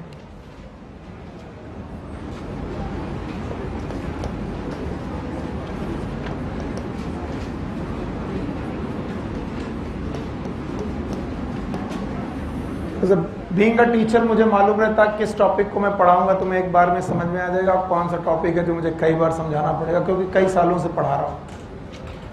तो जब मैं कई सालों से पढ़ा रहा हूँ तो पैकेजिंग ऑफ डीएनए वो टॉपिक है जो बच्चे कई बार में समझ पाते हैं। तो मैंने एक जुगाड़ निकाला है, पहले मैं बता दूं मैं पढ़ाऊंगा क्या, उसके बाद पढ़ाना चालू करता हूँ। पहले मैं ये बता दूं कि मैं तुमको पढ़ाने क्या जा रहा हूँ, ताकि तुम्हारा दिमाग अवेयर रहे कि सर अब क्या बताने वाले हैं। तो मैं तुम्हें ये पढ़ाने जा रहा हूँ कि जब कभी सेल साइकिल आपने देखी थी यूकैरियोट में, याद है? तो पहला फेज था G1 S बताओ यहाँ सेल डिवाइड, क्या ये इंटरफेस थी? थैंक यू वेरी मच, आपने बहुत मदद की मेरी, भूल नहीं पाऊंगा मैं। अच्छा कह रहा सर हम भूलने नहीं देंगे। इंटरफेस के बाद आता था प्रोफेज, मेटाफेज, एनाफेज, टीलोफेज, और यहाँ साइटोकाइनेसिस थी, और यहाँ से यहाँ तक कैरियोकाइनेसिस। तो आज सीख लो ध्यान से। बोलते हैं इंटरफेज वो पेटाफेज है जिसमें कोशिका के न्यूक्लियस के अंदर धागे हैं, और इन धागों का नाम है क्रोमैटिन। 46 धागे हैं, इनका नाम है क्रोमैटिन। और बोलते हैं क्रोमैटिन G1 S G2 तक बने रहेंगे। प्रोफेज वो फेज है जिसमें धागे क्रोमोसोम बनने की प्रक्रिया में है, और मेटाफेज वो फेज है जहां पर धागे क्रोमोसोम बन गए। इसका मतलब मेटाफेज वो फेज है जब आपको क्रोमोसोम मिल जाएगा। तो मैं आज आपको क्रोमैटिन से क्रोमोसोम बनता दिखाने आ रहा हूं इस प्रोसेस में, पैकेजिंग ऑफ डीएनए में। मैं आपको यह दिखाऊंगा कि कैसे क्रोमैटिन क्रोमोसोम बनने की प्रक्रिया को पूरा करते हैं, पर मैं ये भी दिखाऊंगा कि क्रोमैटिन कैसे बनते हैं। क्रोमैटिन से क्रोमोसोम तो ठीक है सर, लेकिन क्रोमैटिन कैसे बनते हैं? तो मैं बोलूंगा क्रोमैटिन बनते हैं बेटा डीएनए से और प्रोटीन से। मैंने हिस्टोन बोला नहीं है और आप बोलिएगा भी मत। मैं जो शब्द बोल रहा हूँ वो पहले बोलो, फिर मैं हिस्टोन पढ़ाऊंगा। They are made up of DNA and protein. कुछ बहुत आरएनए भी है, लेकिन फिलहाल डीएनए और प्रोटीन बोलो। तो डीएनए और प्रोटीन मिलकर एक धागा बनाएंगे, उस धागे का नाम क्रोमैटिन। ये क्रोमैटिन G1 S G2 तक पड़ा रहेगा, फिर ये कंडेंस होकर के क्या बनाएगा, क्रोमोसोम। तो आज मैं आपको इसी डीएनए की पैकिंग होते हुए दिखाऊंगा और ये बनते हुए बताऊंगा कि क्रोमोसोम कैसे बनेगा। तो बताओ इस टॉपिक में हमने क्या पढ़ना है? पहले डीएनए और प्रोटीन मिलकर क्या बनाएंगे, क्रोमैटिन, फिर क्रोमैटिन क्या बनाएंगे, क्रोमोसोम। तो भले आपको अभी मैंने कुछ नहीं पढ़ाया, लेकिन तुम्हें अवेयर है कि सर क्रोमोसोम बना के दिखाएं। आइए, इसकी शुरुआत इस बात से होती है कि आप किसी भी डीएनए को उठा लो, और जब आप डीएनए को उठा लोगे तो सर ने आपको बताया है कि हर बेस पेयर की दूरी बराबर है। पढ़ाया था? कितनी दूरी थी? 0.34। बताओ ये वाला 0.34 और ये वाला भी 0.34। तो अगर मुझे डीएनए की लेंथ पता करनी हो, क्या पता करनी हो, तो मैं 0.34 0.34 0.34 जोड़ता चला जाऊं। कितना कितना जोड़ो? फिर से बोलो, जितने क्या हो बेस पेयर। बिल्कुल सही कहा। 0.34 0.34 0.34 0.34 में कितनी बार जोड़ूं? जितने हो बेस पे। तो बोलते हैं लेंथ ऑफ डीएनए को निकालने का डायरेक्ट फार्मूला यही है। कभी भी आपको लेंथ ऑफ डीएनए निकालना हो यू कैन काउंट 0.34 नैनोमीटर गुणे नंबर ऑफ बेस पेयर।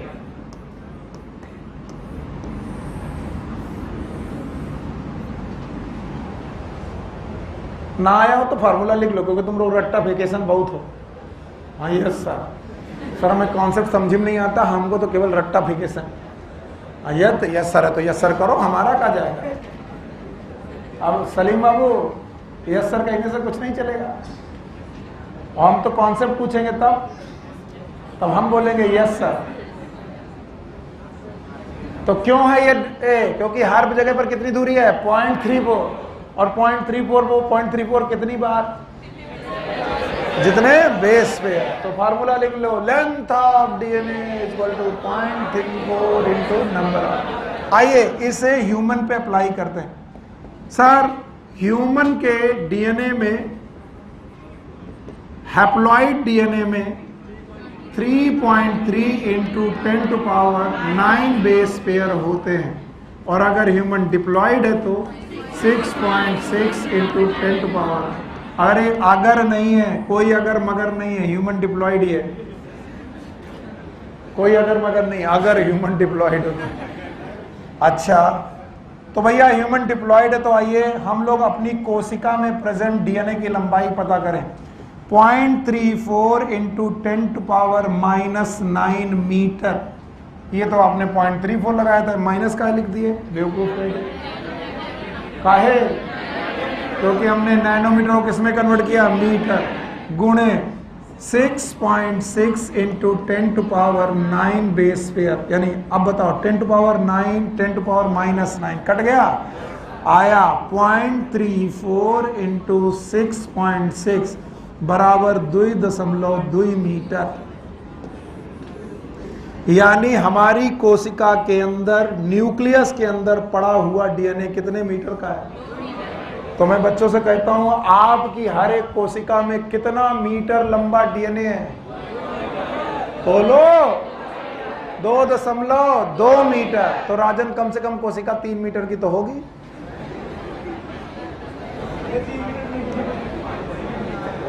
ये कैसे गजब हुआ, हमको तो समझ में नहीं आया। कहा पढ़ा रहे हैं सुनील सर? बिल्कुल गलत पढ़ा दिया। क्या गलत पढ़ा दिया? बोल रहे हर एक कोशिका के न्यूक्लियस के अंदर जो डीएनए है उसकी लंबाई 2.2 मीटर। तो हर एक सेल अगर 2.2 मीटर डीएनए रख रही है तो सेल इससे बड़ी होनी चाहिए। अरे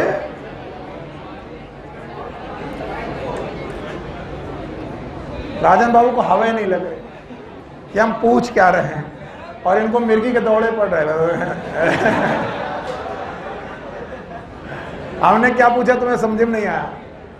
हम क्वेश्चन पूछ रहे हैं कि सुनील सर ने अभी अभी डीएनए कैलकुलेट किया सेल के अंदर, और सेल के अंदर कैलकुलेट करके बताया कि डीएनए की लंबाई 2.2 मीटर निकली।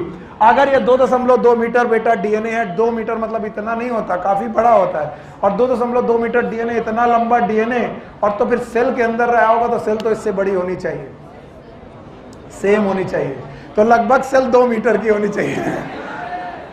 हाँ फिर 0.1 रहना चाहिए। कह रहा कि सेल 0.1 मीटर की रहनी चाहिए, और अगर 0.1 मीटर कह रहे हो तो 10 सेंटीमीटर की होनी चाहिए, और 10 सेंटीमीटर की होनी चाहिए तो वो दिखनी चाहिए। अब वो कैलकुलेट कर रहा है, वही होगा, वही होगा। करेक्ट। आओ शाबाश, हाथ मिलाओ। पहली बार तुमने जवाब सही दिया। आओ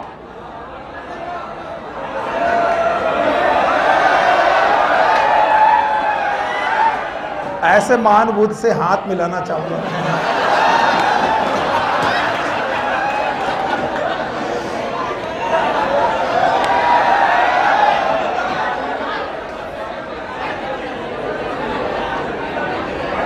बोला सर कोशिका 2.2 मीटर की, और लोगों ने बोला था कोशिका नेकेड आई से देखी।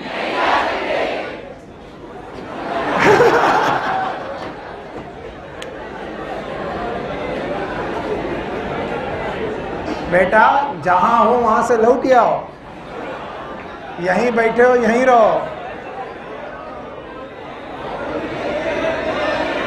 होली, अरे होली होली का कुछ फर्क नहीं पड़ता, इस क्वेश्चन का जवाब दो मुझे। भाई साहब, हर कोशिका में कितना मीटर? 2.2 मीटर। और कोशिका भाई साहब 10⁻⁻6 मीटर की, 10⁻⁻6 मीटर का मतलब माइक्रोमीटर की। माइक्रोमीटर का मतलब है कोशिका 1 मीटर के 10 लाखवें हिस्से से भी छोटी है। 1 मीटर का 10 लाख हिस्सा करो, 10 लाखवें हिस्से से भी छोटी है कोशिका। और उस कोशिका के अंदर 2.2 मीटर डीएनए गया कैसा? का पागल बना रहे हो सर? मटके के अंदर समुंदर।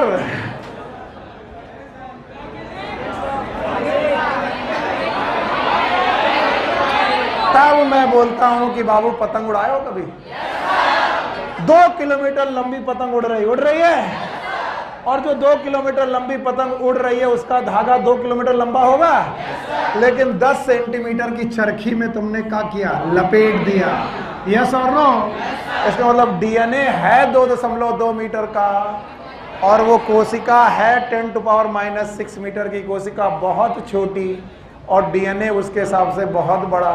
फिर भी डीएनए कोशिका के अंदर घुसा कैसे? लपेटना कि सुपर लपेटना?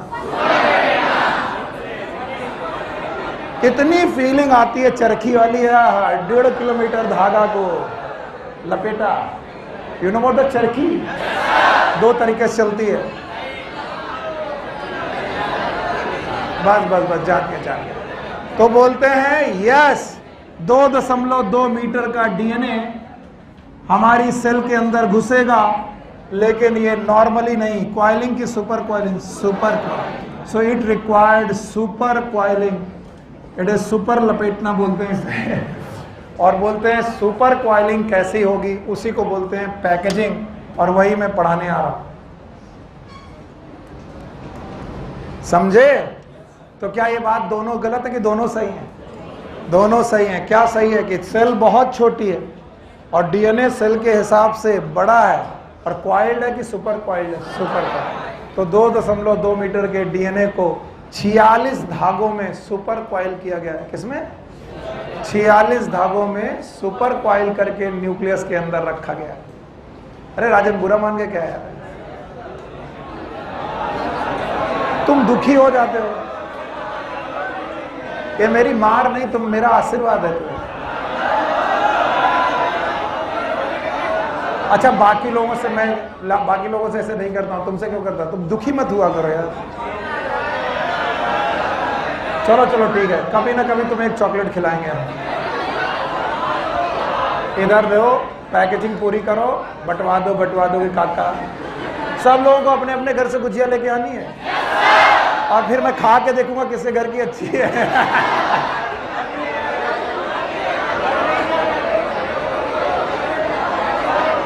हाँ भाई। अच्छा, क्वाइलिंग की सुपर क्वाइलिंग? सो हम लोग सुपर क्वाइलिंग ऑफ डीएनए सीखने जा रहे हैं। बस थोड़ी देर और रुको, खत्म होता है टॉपिक, फिर हम लोग बैठ करके गाना गाएंगे, सुनेंगे, फिर घर चलेंगे। Okay, super coiling of DNA. तो यहां पर ऑफ मिसप्रिंटेड है।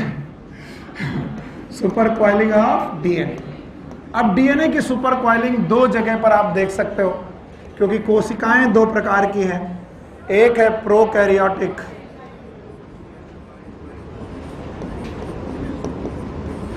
और एक है यूकैरियोटिक। दोनों में पहले अंतर सुन लो। प्रोकैरियोटिक और यूकैरियोटिक में, यूकैरियोटिक के न्यूक्लियस के पास न्यूक्लियर मेम्ब्रेन है,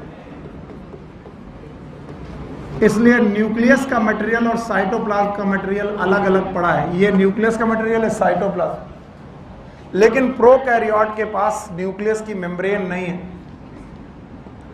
तो याद रखना, प्रोकैरियोट में जो जेनेटिक मटेरियल है ये साइटोप्लाज्म में पड़ा हुआ है एक रीजन में। इस रीजन का नाम है न्यूक्लियोइड रीजन। और एनसीईआरटी लिखती है कि न्यूक्लियोइड रीजन में डीएनए पड़ा हुआ है, साइटोप्लाज्म में ही पड़ा हुआ है, लेकिन फिर भी स्कैटर्ड नहीं पड़ा हुआ है। The DNA is present in cytoplasm in a region known as nucleoid region, even though it is present in the cytoplasm but it is not scattered. क्यों स्कैटर्ड नहीं है? क्योंकि ये डीएनए भी क्वाइल्ड है और इस क्वाइल्ड डीएनए को लूप्स में रखा गया है।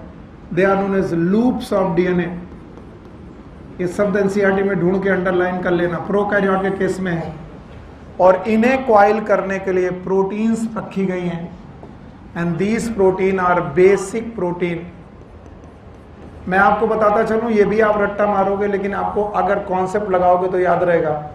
डीएनए का फुल फॉर्म होता है डीऑक्सीराइबोन्यूक्लिक एसिड। एसिड बेस के साथ अच्छे तरीके से स्टेबलिश्ड स्ट्रक्चर बना सकता है। एसिड और बेस आपस में जोड़े जाएं तो एक स्टेबलिश्ड स्ट्रक्चर बन सकता है। इसीलिए डीएनए एसिडिक था तो उसे लपेटने के लिए प्रोटीन कैसी रखी गई? बेसिक। इस बेसिक प्रोटीन का नाम है प्रोटीन विथ पॉलीअमीन्स। पॉलीअमीन्स, पॉलीअमीन्स का मतलब है इन प्रोटीन में बहुत सारे अमीनो ग्रुप हैं और अमीनो ग्रुप होने की वजह से ये बेसिक प्रोटीन है। मैं आपको बोल दूं, प्लीज नॉन हिस्टोन टर्म मत यूज करना इनके लिए। अक्सर लोग नॉन हिस्टोन शब्द यूज कर लेते हैं। आप केवल यूज करिएगा प्रोकैरियोट में डीएनए को लपेटी जाने वाली प्रोटीन का नाम बेसिक प्रोटीन होता है और जनरली ये पॉजिटिव चार्ज होती है, निगेटिव चार्ज की पॉजिटिव चार्ज, क्योंकि डीएनए का ओवरऑल चार्ज निगेटिव होता है। तो निगेटिव के द्वारा रिपेल किया जा सकता है, लेकिन निगेटिव पॉजिटिव के द्वारा रिपेल किया जाएगा कि अट्रैक्ट। और इसीलिए डीएनए और बेसिक प्रोटीन का एसोसिएशन बड़ा स्टेबल बन जाता है। You got it? ये किस में है? प्रोकैरियोट। अब आइए यूकैरियोट। यूकैरियोट के डीएनए को भी बेटा पैक किया जा रहा है। यूकैरियोटिक डीएनए भी एसिडिक ही है। यूकैरियोटिक डीएनए भी निगेटिव चार्ज है। क्या हो गया? जाने दो, कोई बात नहीं। अब इस डीएनए को पैक करने के लिए there is a special basic protein और इन स्पेशल बेसिक प्रोटीन का नाम है हिस्टोन प्रोटीन। तो हिस्टोन शब्द केवल और केवल यूकैरियोट के साथ जाएगा, प्रोकैरियोट के साथ नहीं जाएगा। ये बेसिक प्रोटीन भी पॉजिटिव प्रोटीन है जो कि निगेटिव डीएनए के साथ स्टेबल होते हैं। तो बताइए, बेसिक प्रोटीन दोनों तरफ हैं, चाहे प्रोकैरियोट हो चाहे यूकैरियोट हो। पॉजिटिव प्रोटीन दोनों तरफ हैं, चाहे यूकैरियोट हो चाहे प्रोकैरियोट हो। लेकिन इन प्रोटीन का नाम हिस्टोन है और इनका कोई नाम नहीं है। हम लोग बोल सकते हैं प्रोटीन विद पॉलीअमीन। बस एक बात और याद रखनी है कि these histone in eukaryote are of 5 type. 5 प्रकार की हिस्टोन प्रोटीन्स हैं। इनमें से एक है H1, एक है H2A, एक है H2B, एक है H3 और एक है H4। बताओ, H माने हिस्टोन, तो हिस्टोन की 5 प्रोटीन के नाम आप लिख लीजिए। It is H1, H2A, H2B, H3 और H4। तो बताइए, प्रोकैरियोट और यूकैरियोट में पैकेजिंग एक जैसी की अलग अलग? अलग अलग, पर दोनों में प्रोटीन कैसी है? बेसिक। दोनों में प्रोटीन कैसी है? पॉजिटिव। लेकिन एक की प्रोटीन का नाम हिस्टोन और एक का नाम है प्रोटीन विद पॉलीअमीन। बोलते हैं कि ये जो हिस्टोन प्रोटीन है, सर ये क्यों बेसिक है? Because histone protein have the basic amino acids और इनके बेसिक अमीनो एसिड के नाम आपकी एनसीईआरटी ने दिए हैं, तो आप उनके नाम याद रखिएगा। One is lysine, another one is arginine. Histidine का नाम नहीं दिया है, पर लाइसिन और आर्जिनिन की भरमार होती है इनमें, हिस्टोन में। तो लाइसिन और आर्जिनिन ज़्यादा होने की वजह से बेसिक अमीनो एसिड ज़्यादा हैं और बेसिक अमीनो एसिड ज़्यादा होने की वजह से हम लोग बोलते हैं प्रोटीन भी कैसी है? Basic.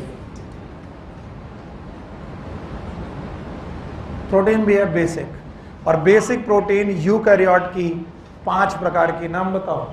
H1A, H1, H2A, H2B, H3 और H4। ये 5 प्रकार की बेसिक प्रोटीन यूकैरियोट में कैसे सुपर कॉइलिंग करती हैं, that is given in detail इसे डिटेल में दिया गया है और वो मैं पढ़ाने जा रहा हूं। इसे हटा दूं? हटा रहा हूं। हटा दूं बेटा?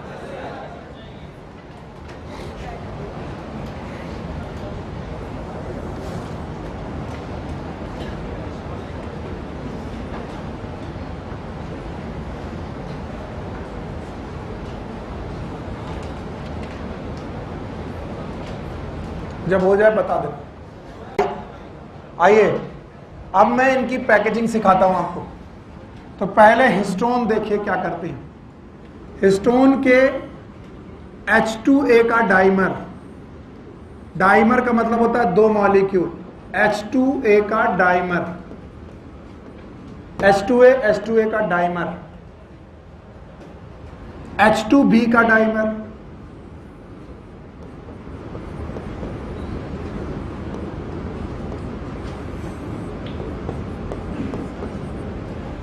इसके बाद H3 का डाइमर,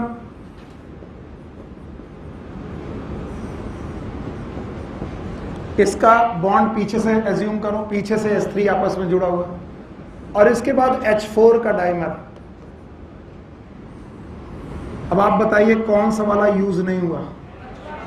H1 यूज नहीं हुआ। तो H4 का डाइमर, H3 का डाइमर, H2A का डाइमर, H2B का डाइमर, एक बेटा डिस्क लाइक स्ट्रक्चर बनाते हैं। तो डाइमर 2, डाइमर 2 4, डाइमर 2 6 और डाइमर 2 8 हिस्टोन का ऑक्टामर बनता है। ये लाइन एनसीईआरटी में दी है।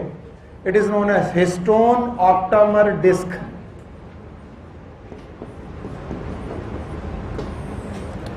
अब मुझे बताओ हिस्टोन ऑक्टामर डिस्क में कितने लोग? 5 लोग। वाह, 4 लोग और 4 के डाइमर। कौन कौन? 4 के डाइमर, 4 टाइप। बोलो कौन? H2A, H2B, H3, H4। तो बताओ डाइमर डाइमर कितनी बार? 4 बार। तो टोटल डाइमर कितने हो गए? 4 और 4 2 नहीं 8 बेटा ऑक्टामर की एक डिस्क बनती है। अपनी अपनी एनसीईआरटी देखो, यही हरे कलर की डिस्क आपकी एनसीईआरटी में दिखाई गई है कि this disc is histone octamer disc.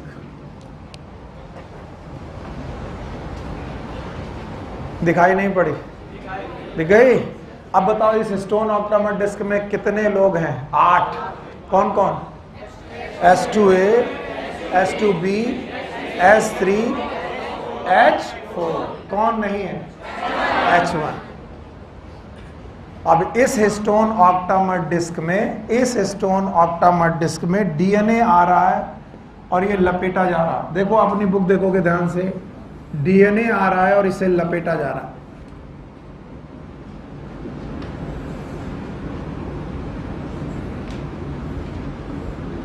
और लगभग 2 चक्कर मार रहा है, और ये 2 चक्कर मारने के बाद बाहर निकल रहा है, और बाहर निकालने के बाद इसे क्लिप किया जा रहा है। और जब क्लिप किया जा रहा है तो यहां पर एक और हिस्टोन है। बोलो कौन है? H1।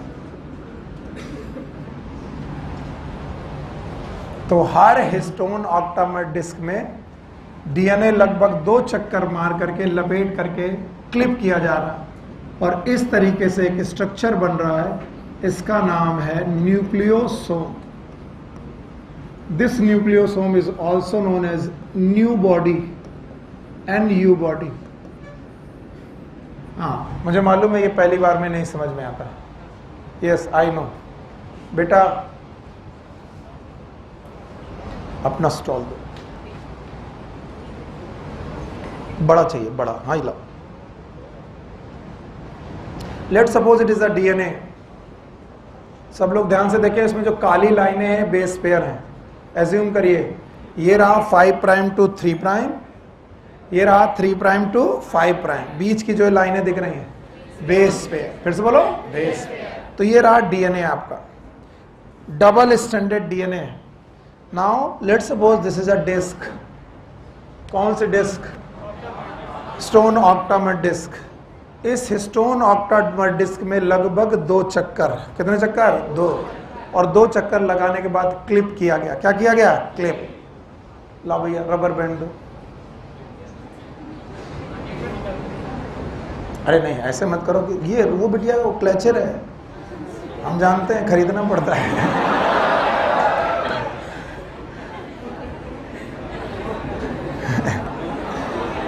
पहले नहीं जानते थे, अब सब जान गए।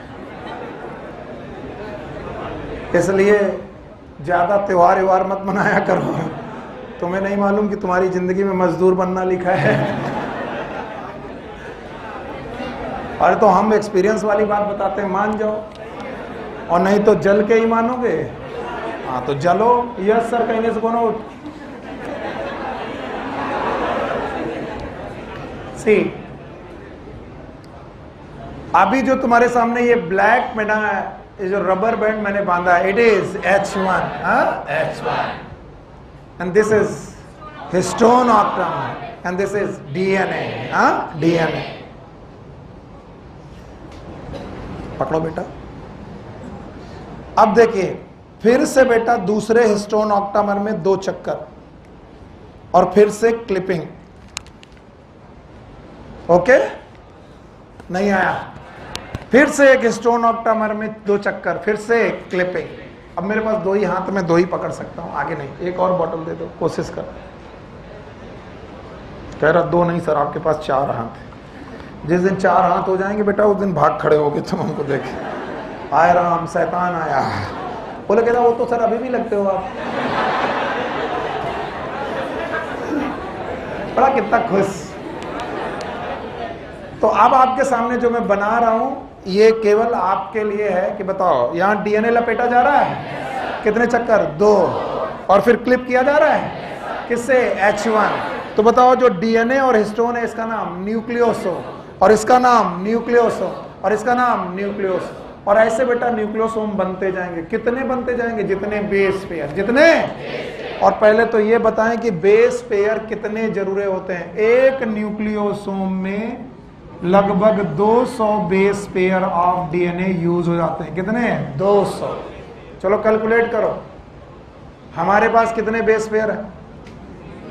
पता नहीं सर। 6.6 × 10⁻⁹ बेस पेयर हैं।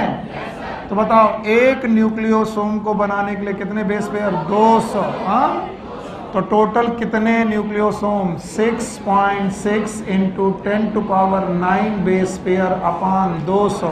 ये 200 का 0 हटा दो, यहाँ 10⁷।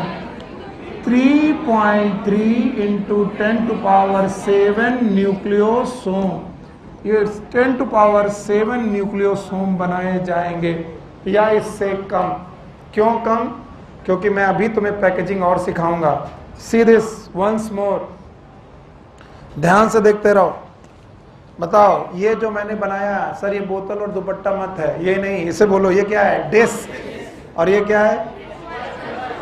H1। और ये जो लपेटा गया DNA, तो DNA डिस्क में लपेटा गया, DNA डिस्क में लपेटा गया, और DNA डिस्क में लपेटा जा रहा है। बताओ ये वाला पार्ट न्यूक्लियोसोम, ये वाला पार्ट न्यूक्लियोसोम, ये वाला पार्ट न्यूक्लियोसोम। घबराओ मत। न्यूक्लियोसोम बनाने के लिए DNA के कितने बेस पेयर? 200। यहाँ पर 200, यहाँ पर 200। लेकिन 2 न्यूक्लियोसोम के बीच में भी तो DNA प्रेजेंट है, नहीं है? क्या 2 न्यूक्लियोसोम के बीच में भी DNA प्रेजेंट है? यस। इसे समझने की कोशिश करो। तो मैं थोड़ा लिखूंगा फिर उसके बाद दोबारा बनाऊंगा। और अब मैं आपको बताऊंगा छोटे स्ट्रक्चर में कि मान लीजिए ये न्यूक्लियोसोम है, ये हिस्टोन है, ये हिस्टोन है, ये हिस्टोन है, ऐसे बहुत सारे हिस्टोन है। इन हिस्टोन में DNA लपेटा जा रहा है। सर जी DNA लपेटा जा रहा है, DNA लपेटा जा रहा है, लगभग हर बार 2 चक्कर लगाए जा रहे हैं, लपेटा जा रहा है।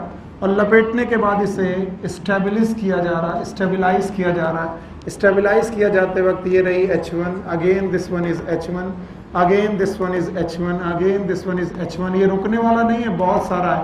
तो सर आप मुझे बताइए कि ये जो आपके सामने स्ट्रक्चर आ रहा है ये क्या है? सर यही स्ट्रक्चर है क्वाइलिंग, इसी को बोलते हैं क्वाइलिंग। आगे क्वाइलिंग होती जा रही है, जिसमें से ये बॉडी का नाम NU बॉडी, इसका नाम NU body. What is NU body? Nucleosome.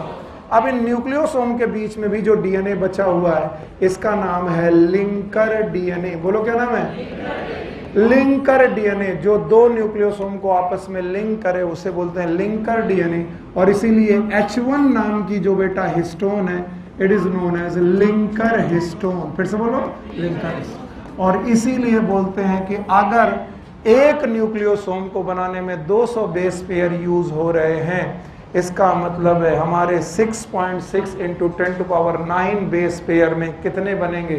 By 200 it is about 3.3 into 10⁷ nucleosome.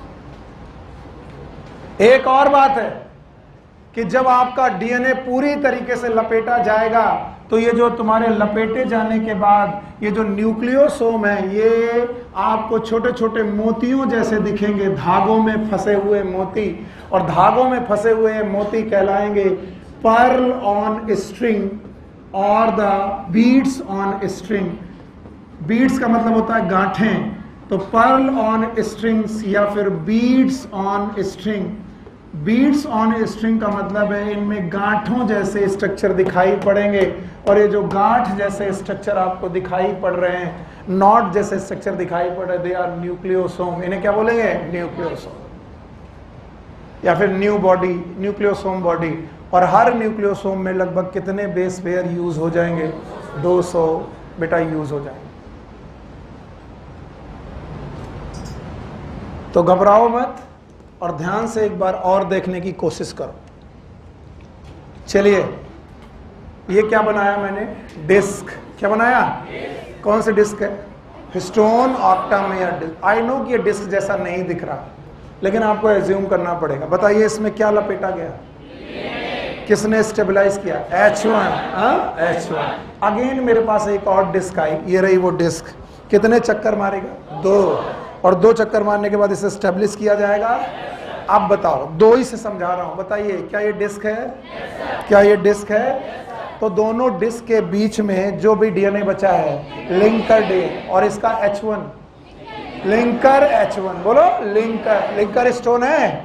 बताओ यहां पर कितने स्टोन? 4 के मोनोमर की डाइमर, और यहां पर भी डाइमर। बताओ ये क्या है? कौन सी बॉडी? न्यूक्लियोसोम। ये कौन सी? न्यूक्लियोसोम।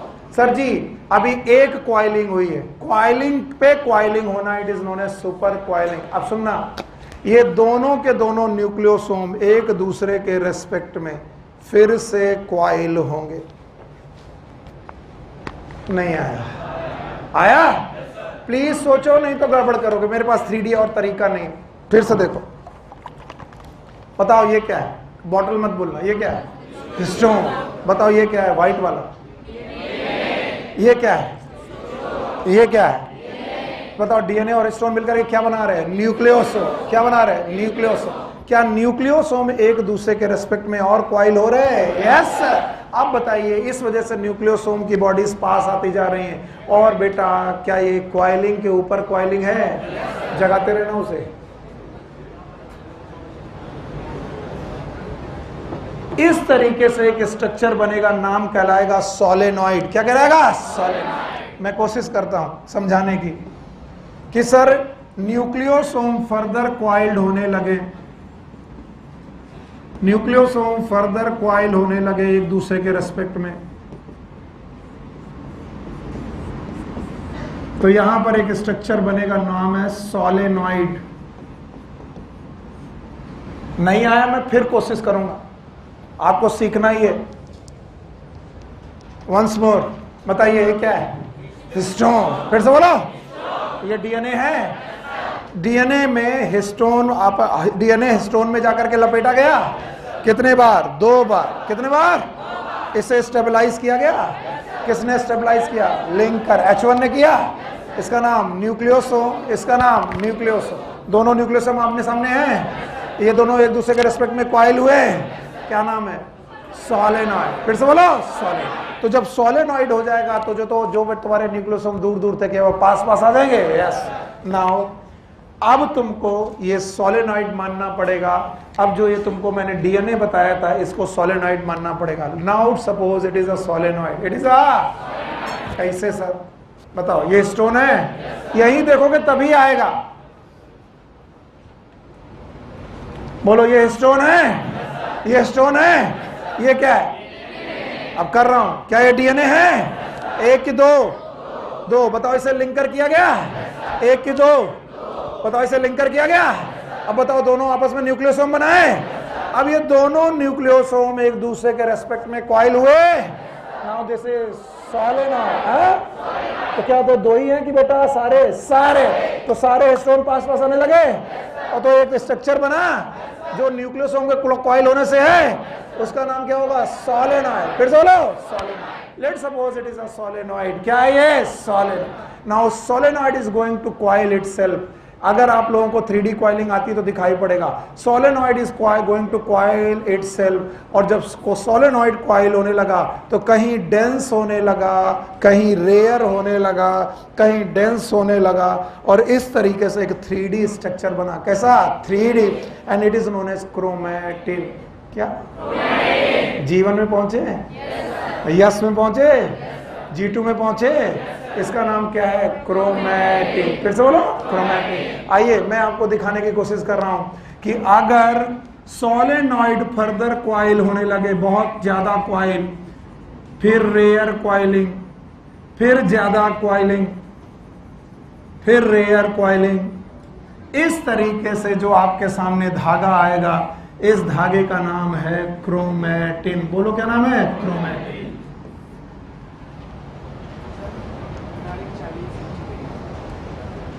उधर उठो।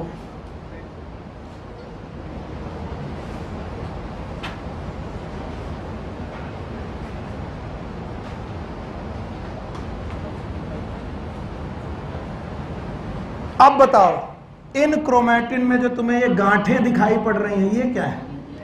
पता नहीं सर, दूसरे कलर से बना दे तभी दिखाई पड़ेंगे। गड़बड़ मत करो बेटा। बताओ ये जो गांठें दिखाई पड़ रही हैं, हाँ न्यूक्लियोसोम। ये जो दिखाई पड़ रही है क्या है? न्यूक्लियोसोम। तो बताओ न्यूक्लियोसोम फर्दर कॉइल हुए थे, क्या बनाया था? सोलेनॉइड। सोलेनॉइड कॉइल हुए, क्या बनाया? क्रोमैटिन। हाँ, और क्रोमैटिन हर जगह कॉइलिंग एक जैसे कि अलग अलग अलग अलग। कहीं पर ये डेंस है, कहीं पर रेयर, फिर डेंस, फिर रेयर। जो डेंस जगह है that is known as heterochromatin.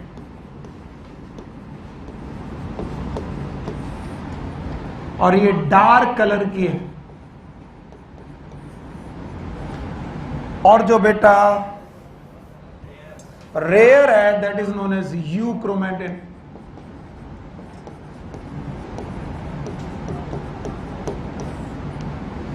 And ये लाइट कलर की है।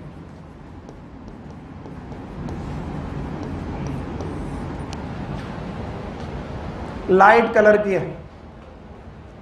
तो पहले बना डीएनए, डीएनए से जुड़ा हिस्टोन, हिस्टोन जुड़कर बना न्यूक्लियोसोम, न्यूक्लियोसोम कॉइल हुआ सोलेनॉइड, सोलेनॉइड से बना क्रोमैटिन। और क्रोमैटिन में कितने पोर्शन? दो, एक डेंस और एक लाइट। जो डेंस वाला है वो हेट्रोक्रोमैटिन, जो लाइट वाला है वो euchromatin. And this euchromatin is transcriptionally active.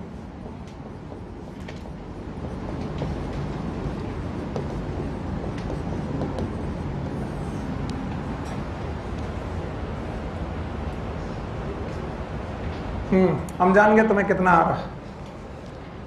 चलो ऊपर देखो, यहां देखो, सब लकीर के फकीर बने। बताओ ये क्या है? सर ये क्या है? बोलो। पता नहीं सर क्या है, आप क्या बना रहे हो? अभी अभी मैंने डबल हेलिकल मॉडल पढ़ाया था, सिंगल हेलिक्स की डबल। तो बताओ जो अभी बनाया ये क्या है? डीएनए है कि हिस्टोन है? बोलना पड़ेगा। क्या है? डीएनए। एक चेन की दो चेन, 5 प्राइम टू 3 प्राइम है, 3 प्राइम टू 5 प्राइम है। अब बताओ ये जो बनाया ये क्या है? हिस्टोन। मोनोमर की ऑक्टामर? ये क्या है? हिस्टोन। मोनोमर की ऑक्टामर? अब लिखो ये क्या है? डीएनए। ये क्या है? हिस्टोन। चलो ये दोनों अभी साथ साथ है कि अलग अलग? अलग अलग। अब इनको साइड कर दो। अब आगे आओ, ये रहे ऑक्टामर, ऑक्टामर, ऑक्टामर, बहुत सारे ऑक्टामर बन रहे हैं। अब बताइए इनमें क्या जोड़ूं? डीएनए। सिंगल स्ट्रैंड की डबल स्ट्रैंड डीएनए जोड़ूं? और बताओ एक चक्कर की दो चक्कर? दो चक्कर मारे, दो चक्कर। और इन्हें स्टेबलाइज कराऊं? किससे स्टेबलाइज कराऊं? H1। किससे H1, किससे H1, किससे H1। अब बताओ इस बॉडी का नाम क्या नाम? न्यूक्लियोसोम है। अब ये न्यूक्लियोसोम फर्दर कॉइल होने लगे। बताइए न्यूक्लियोसोम फर्दर कॉइल होने लगे, और जो फर्दर कॉइल होने लगे इसका नाम सोलेनॉइड। क्या ये सोलेनॉइड है?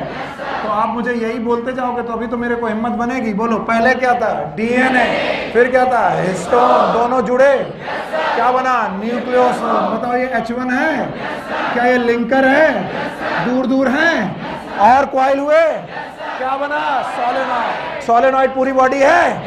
अब यही सोलेनॉइड फर्दर कॉइल हुआ, कहीं कहीं पर डेंस है और कहीं कहीं लाइट है, कहीं कहीं डेंस है और कहीं कहीं लाइट। बताओ ये थ्रेड है।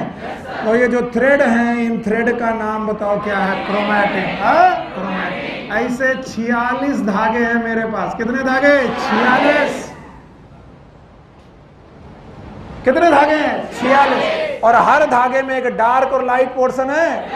डार्क पोर्शन का नाम हेट्रोक्रोमैटिन। पूरा नहीं लिखूंगा, याद रखा। बोलो क्या? हेट्रोक्रोमैटिन। और ये वाला यूक्रोमैटिन। तो जो डार्क कलर और जो लाइट कलर, तो बताओ क्रोमैटिन में एक रीजन की दो रीजन? दो रीजन। क्या ये अल्टरनेट कर रहे हैं? अब ये पूरे धागे कितने हैं मेरे पास? 46।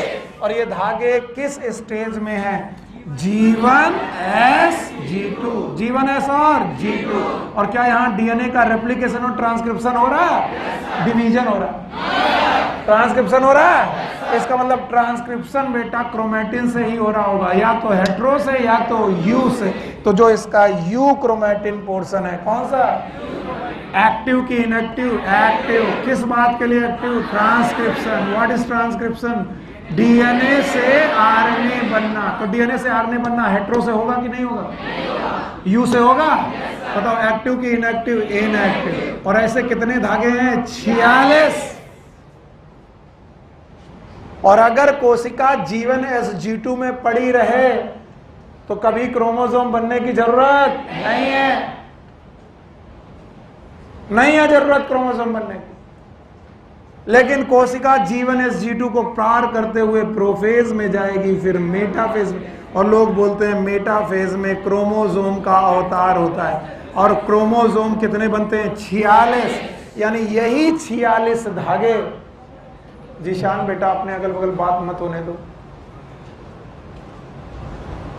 मेहनत की जा रही कि आपको समझ में आ जाए। यही 46 धागे 46 क्रोमोसोम बनाते। और कैसे बनाते हैं आप देख लो। मान लो ये अब क्रोमैटिन है, जिसको मैंने कभी डीएनए माना था, फिर उसको सोलेनॉइड माना था, अब इसको मानना हूं क्रोमैटिन। बोलो क्या नाम? तो इसका जो डार्क हिस्सा है हेट्रोक्रोमैटिन, और जो लाइट हिस्सा है पकड़ो। अब ये जो क्रोमैटिन है आपस में कॉइल हो रहा। The chromatin is going to condense itself. लेकिन ये G2 फेज के बाद होगा। और बेटा जो क्रोमैटिन है ये कंडेंस होते होते एक प्राइमरी कॉन्स्ट्रिक्शन बना रहा। बैठे रहो। क्या बना रहा? Primary constriction. और इसी प्राइमरी कॉन्स्ट्रिक्शन में आकर के बन रही है एक बेटा क्रोमैटिड। बोलो क्या बन रही? क्रोमैटिड। और ये बन रही क्रोमैटिड। और ये जो लाल लाल दिख रहे हैं ये है सेंट्रोमियर। और ये क्या है? क्रोमोसोम। नहीं आया? अभी नहीं आया? तो बताओ सिंगल क्रोमोसोम भी हो, 46 में 23 क्रोमोसोम भी हो, हर 23 क्रोमोसोम को ढूंढोगे तो उसमें मिलेगा क्रोमैटिड। बोलो क्या? क्रोमैटिड। क्रोमैटिड में क्या मिलेगा? क्रोमैटिन। फिर से बोलो। क्रोमैटिन में क्या मिलेगा? सोलेनॉइड। सोलेनॉइड में क्या मिलेगा? न्यूक्लियोसोम में क्या मिलेगा? हिस्टोन। और डीएनए। डीएनए सिंगल की डबल? सिंगल की डबल? डबल। तो कई बार बच्चे बोलते हैं सर हैप्लॉइड होना तो सिंगल स्टैंडर्ड होना है, तो मेरे को मन करता कि थप्पड़ मार दे। हैप्लॉइड होना मतलब 46 क्रोमोसोम होना कि 23? और 23 क्रोमोसोम में हर क्रोमोसोम में डीएनए सिंगल की डबल? डबल। आधे से ज्यादा बच्चों को लगता है हैप्लॉइड का मतलब हो गया सिंगल स्टैंडर्ड डीएनए। समझे कि नहीं?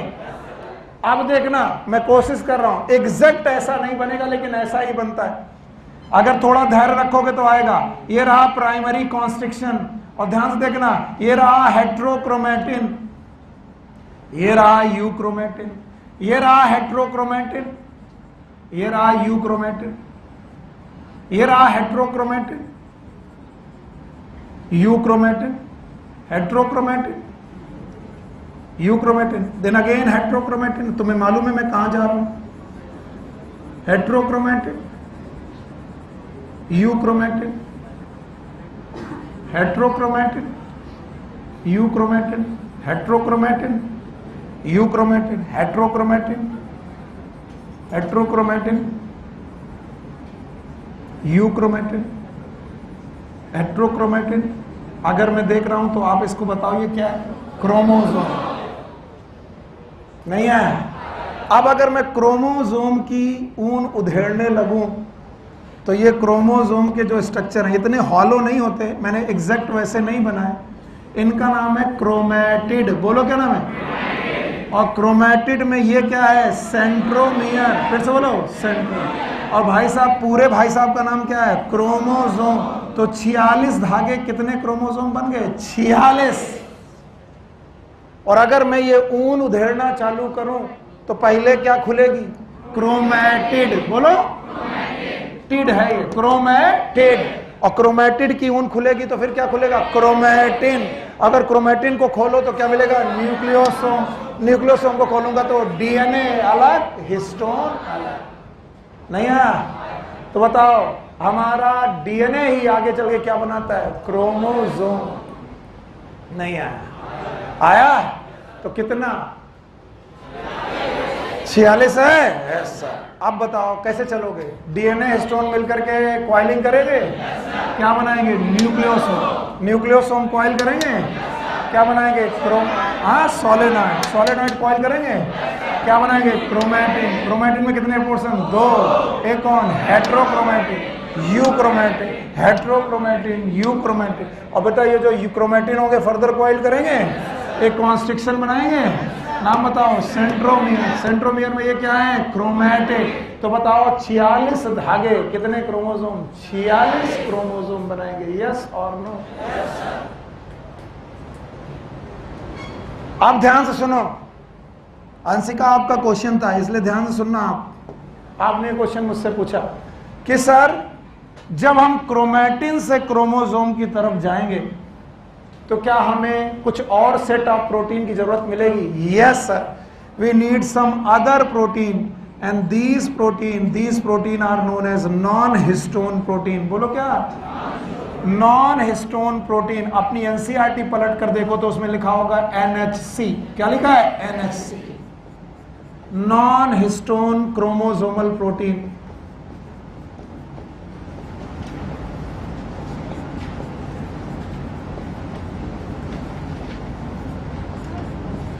Non histone chromosomal protein.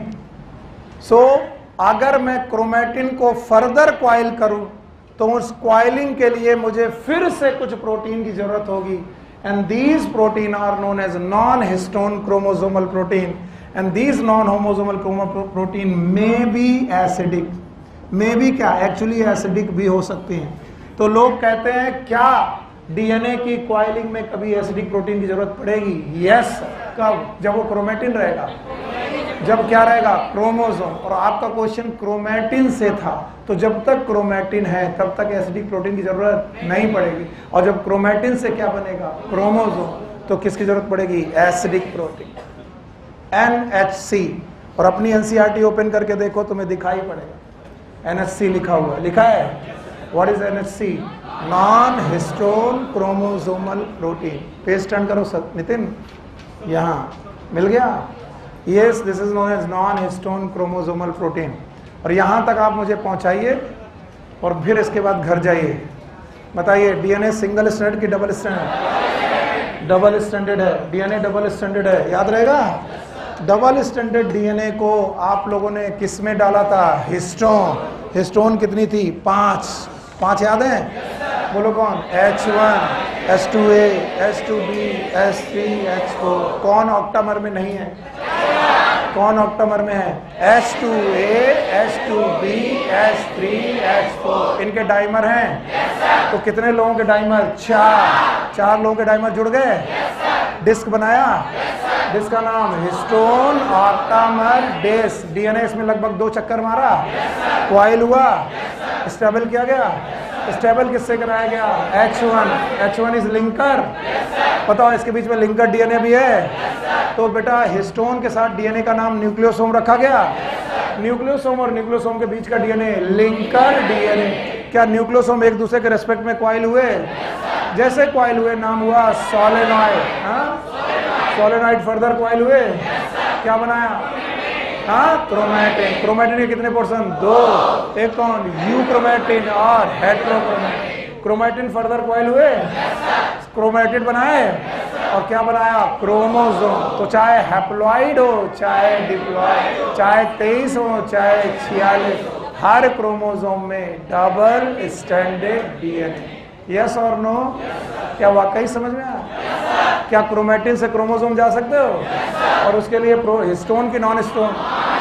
इसलिए बेटा हिस्टोन शब्द भी यूकैरियोट में, नॉन हिस्टोन शब्द भी यूकैरियोट। इसलिए प्रोकैरियोट में शब्द क्या आएगा? Basic protein with polyamine. तो जो लोग जा रहे हैं उनको हैप्पी होली, और बाकी कल हम लोग ग्रिफिथ के एक्सपेरिमेंट में मिलते हैं। ठीक है? It is transformation principle. Take care, good luck, bye bye.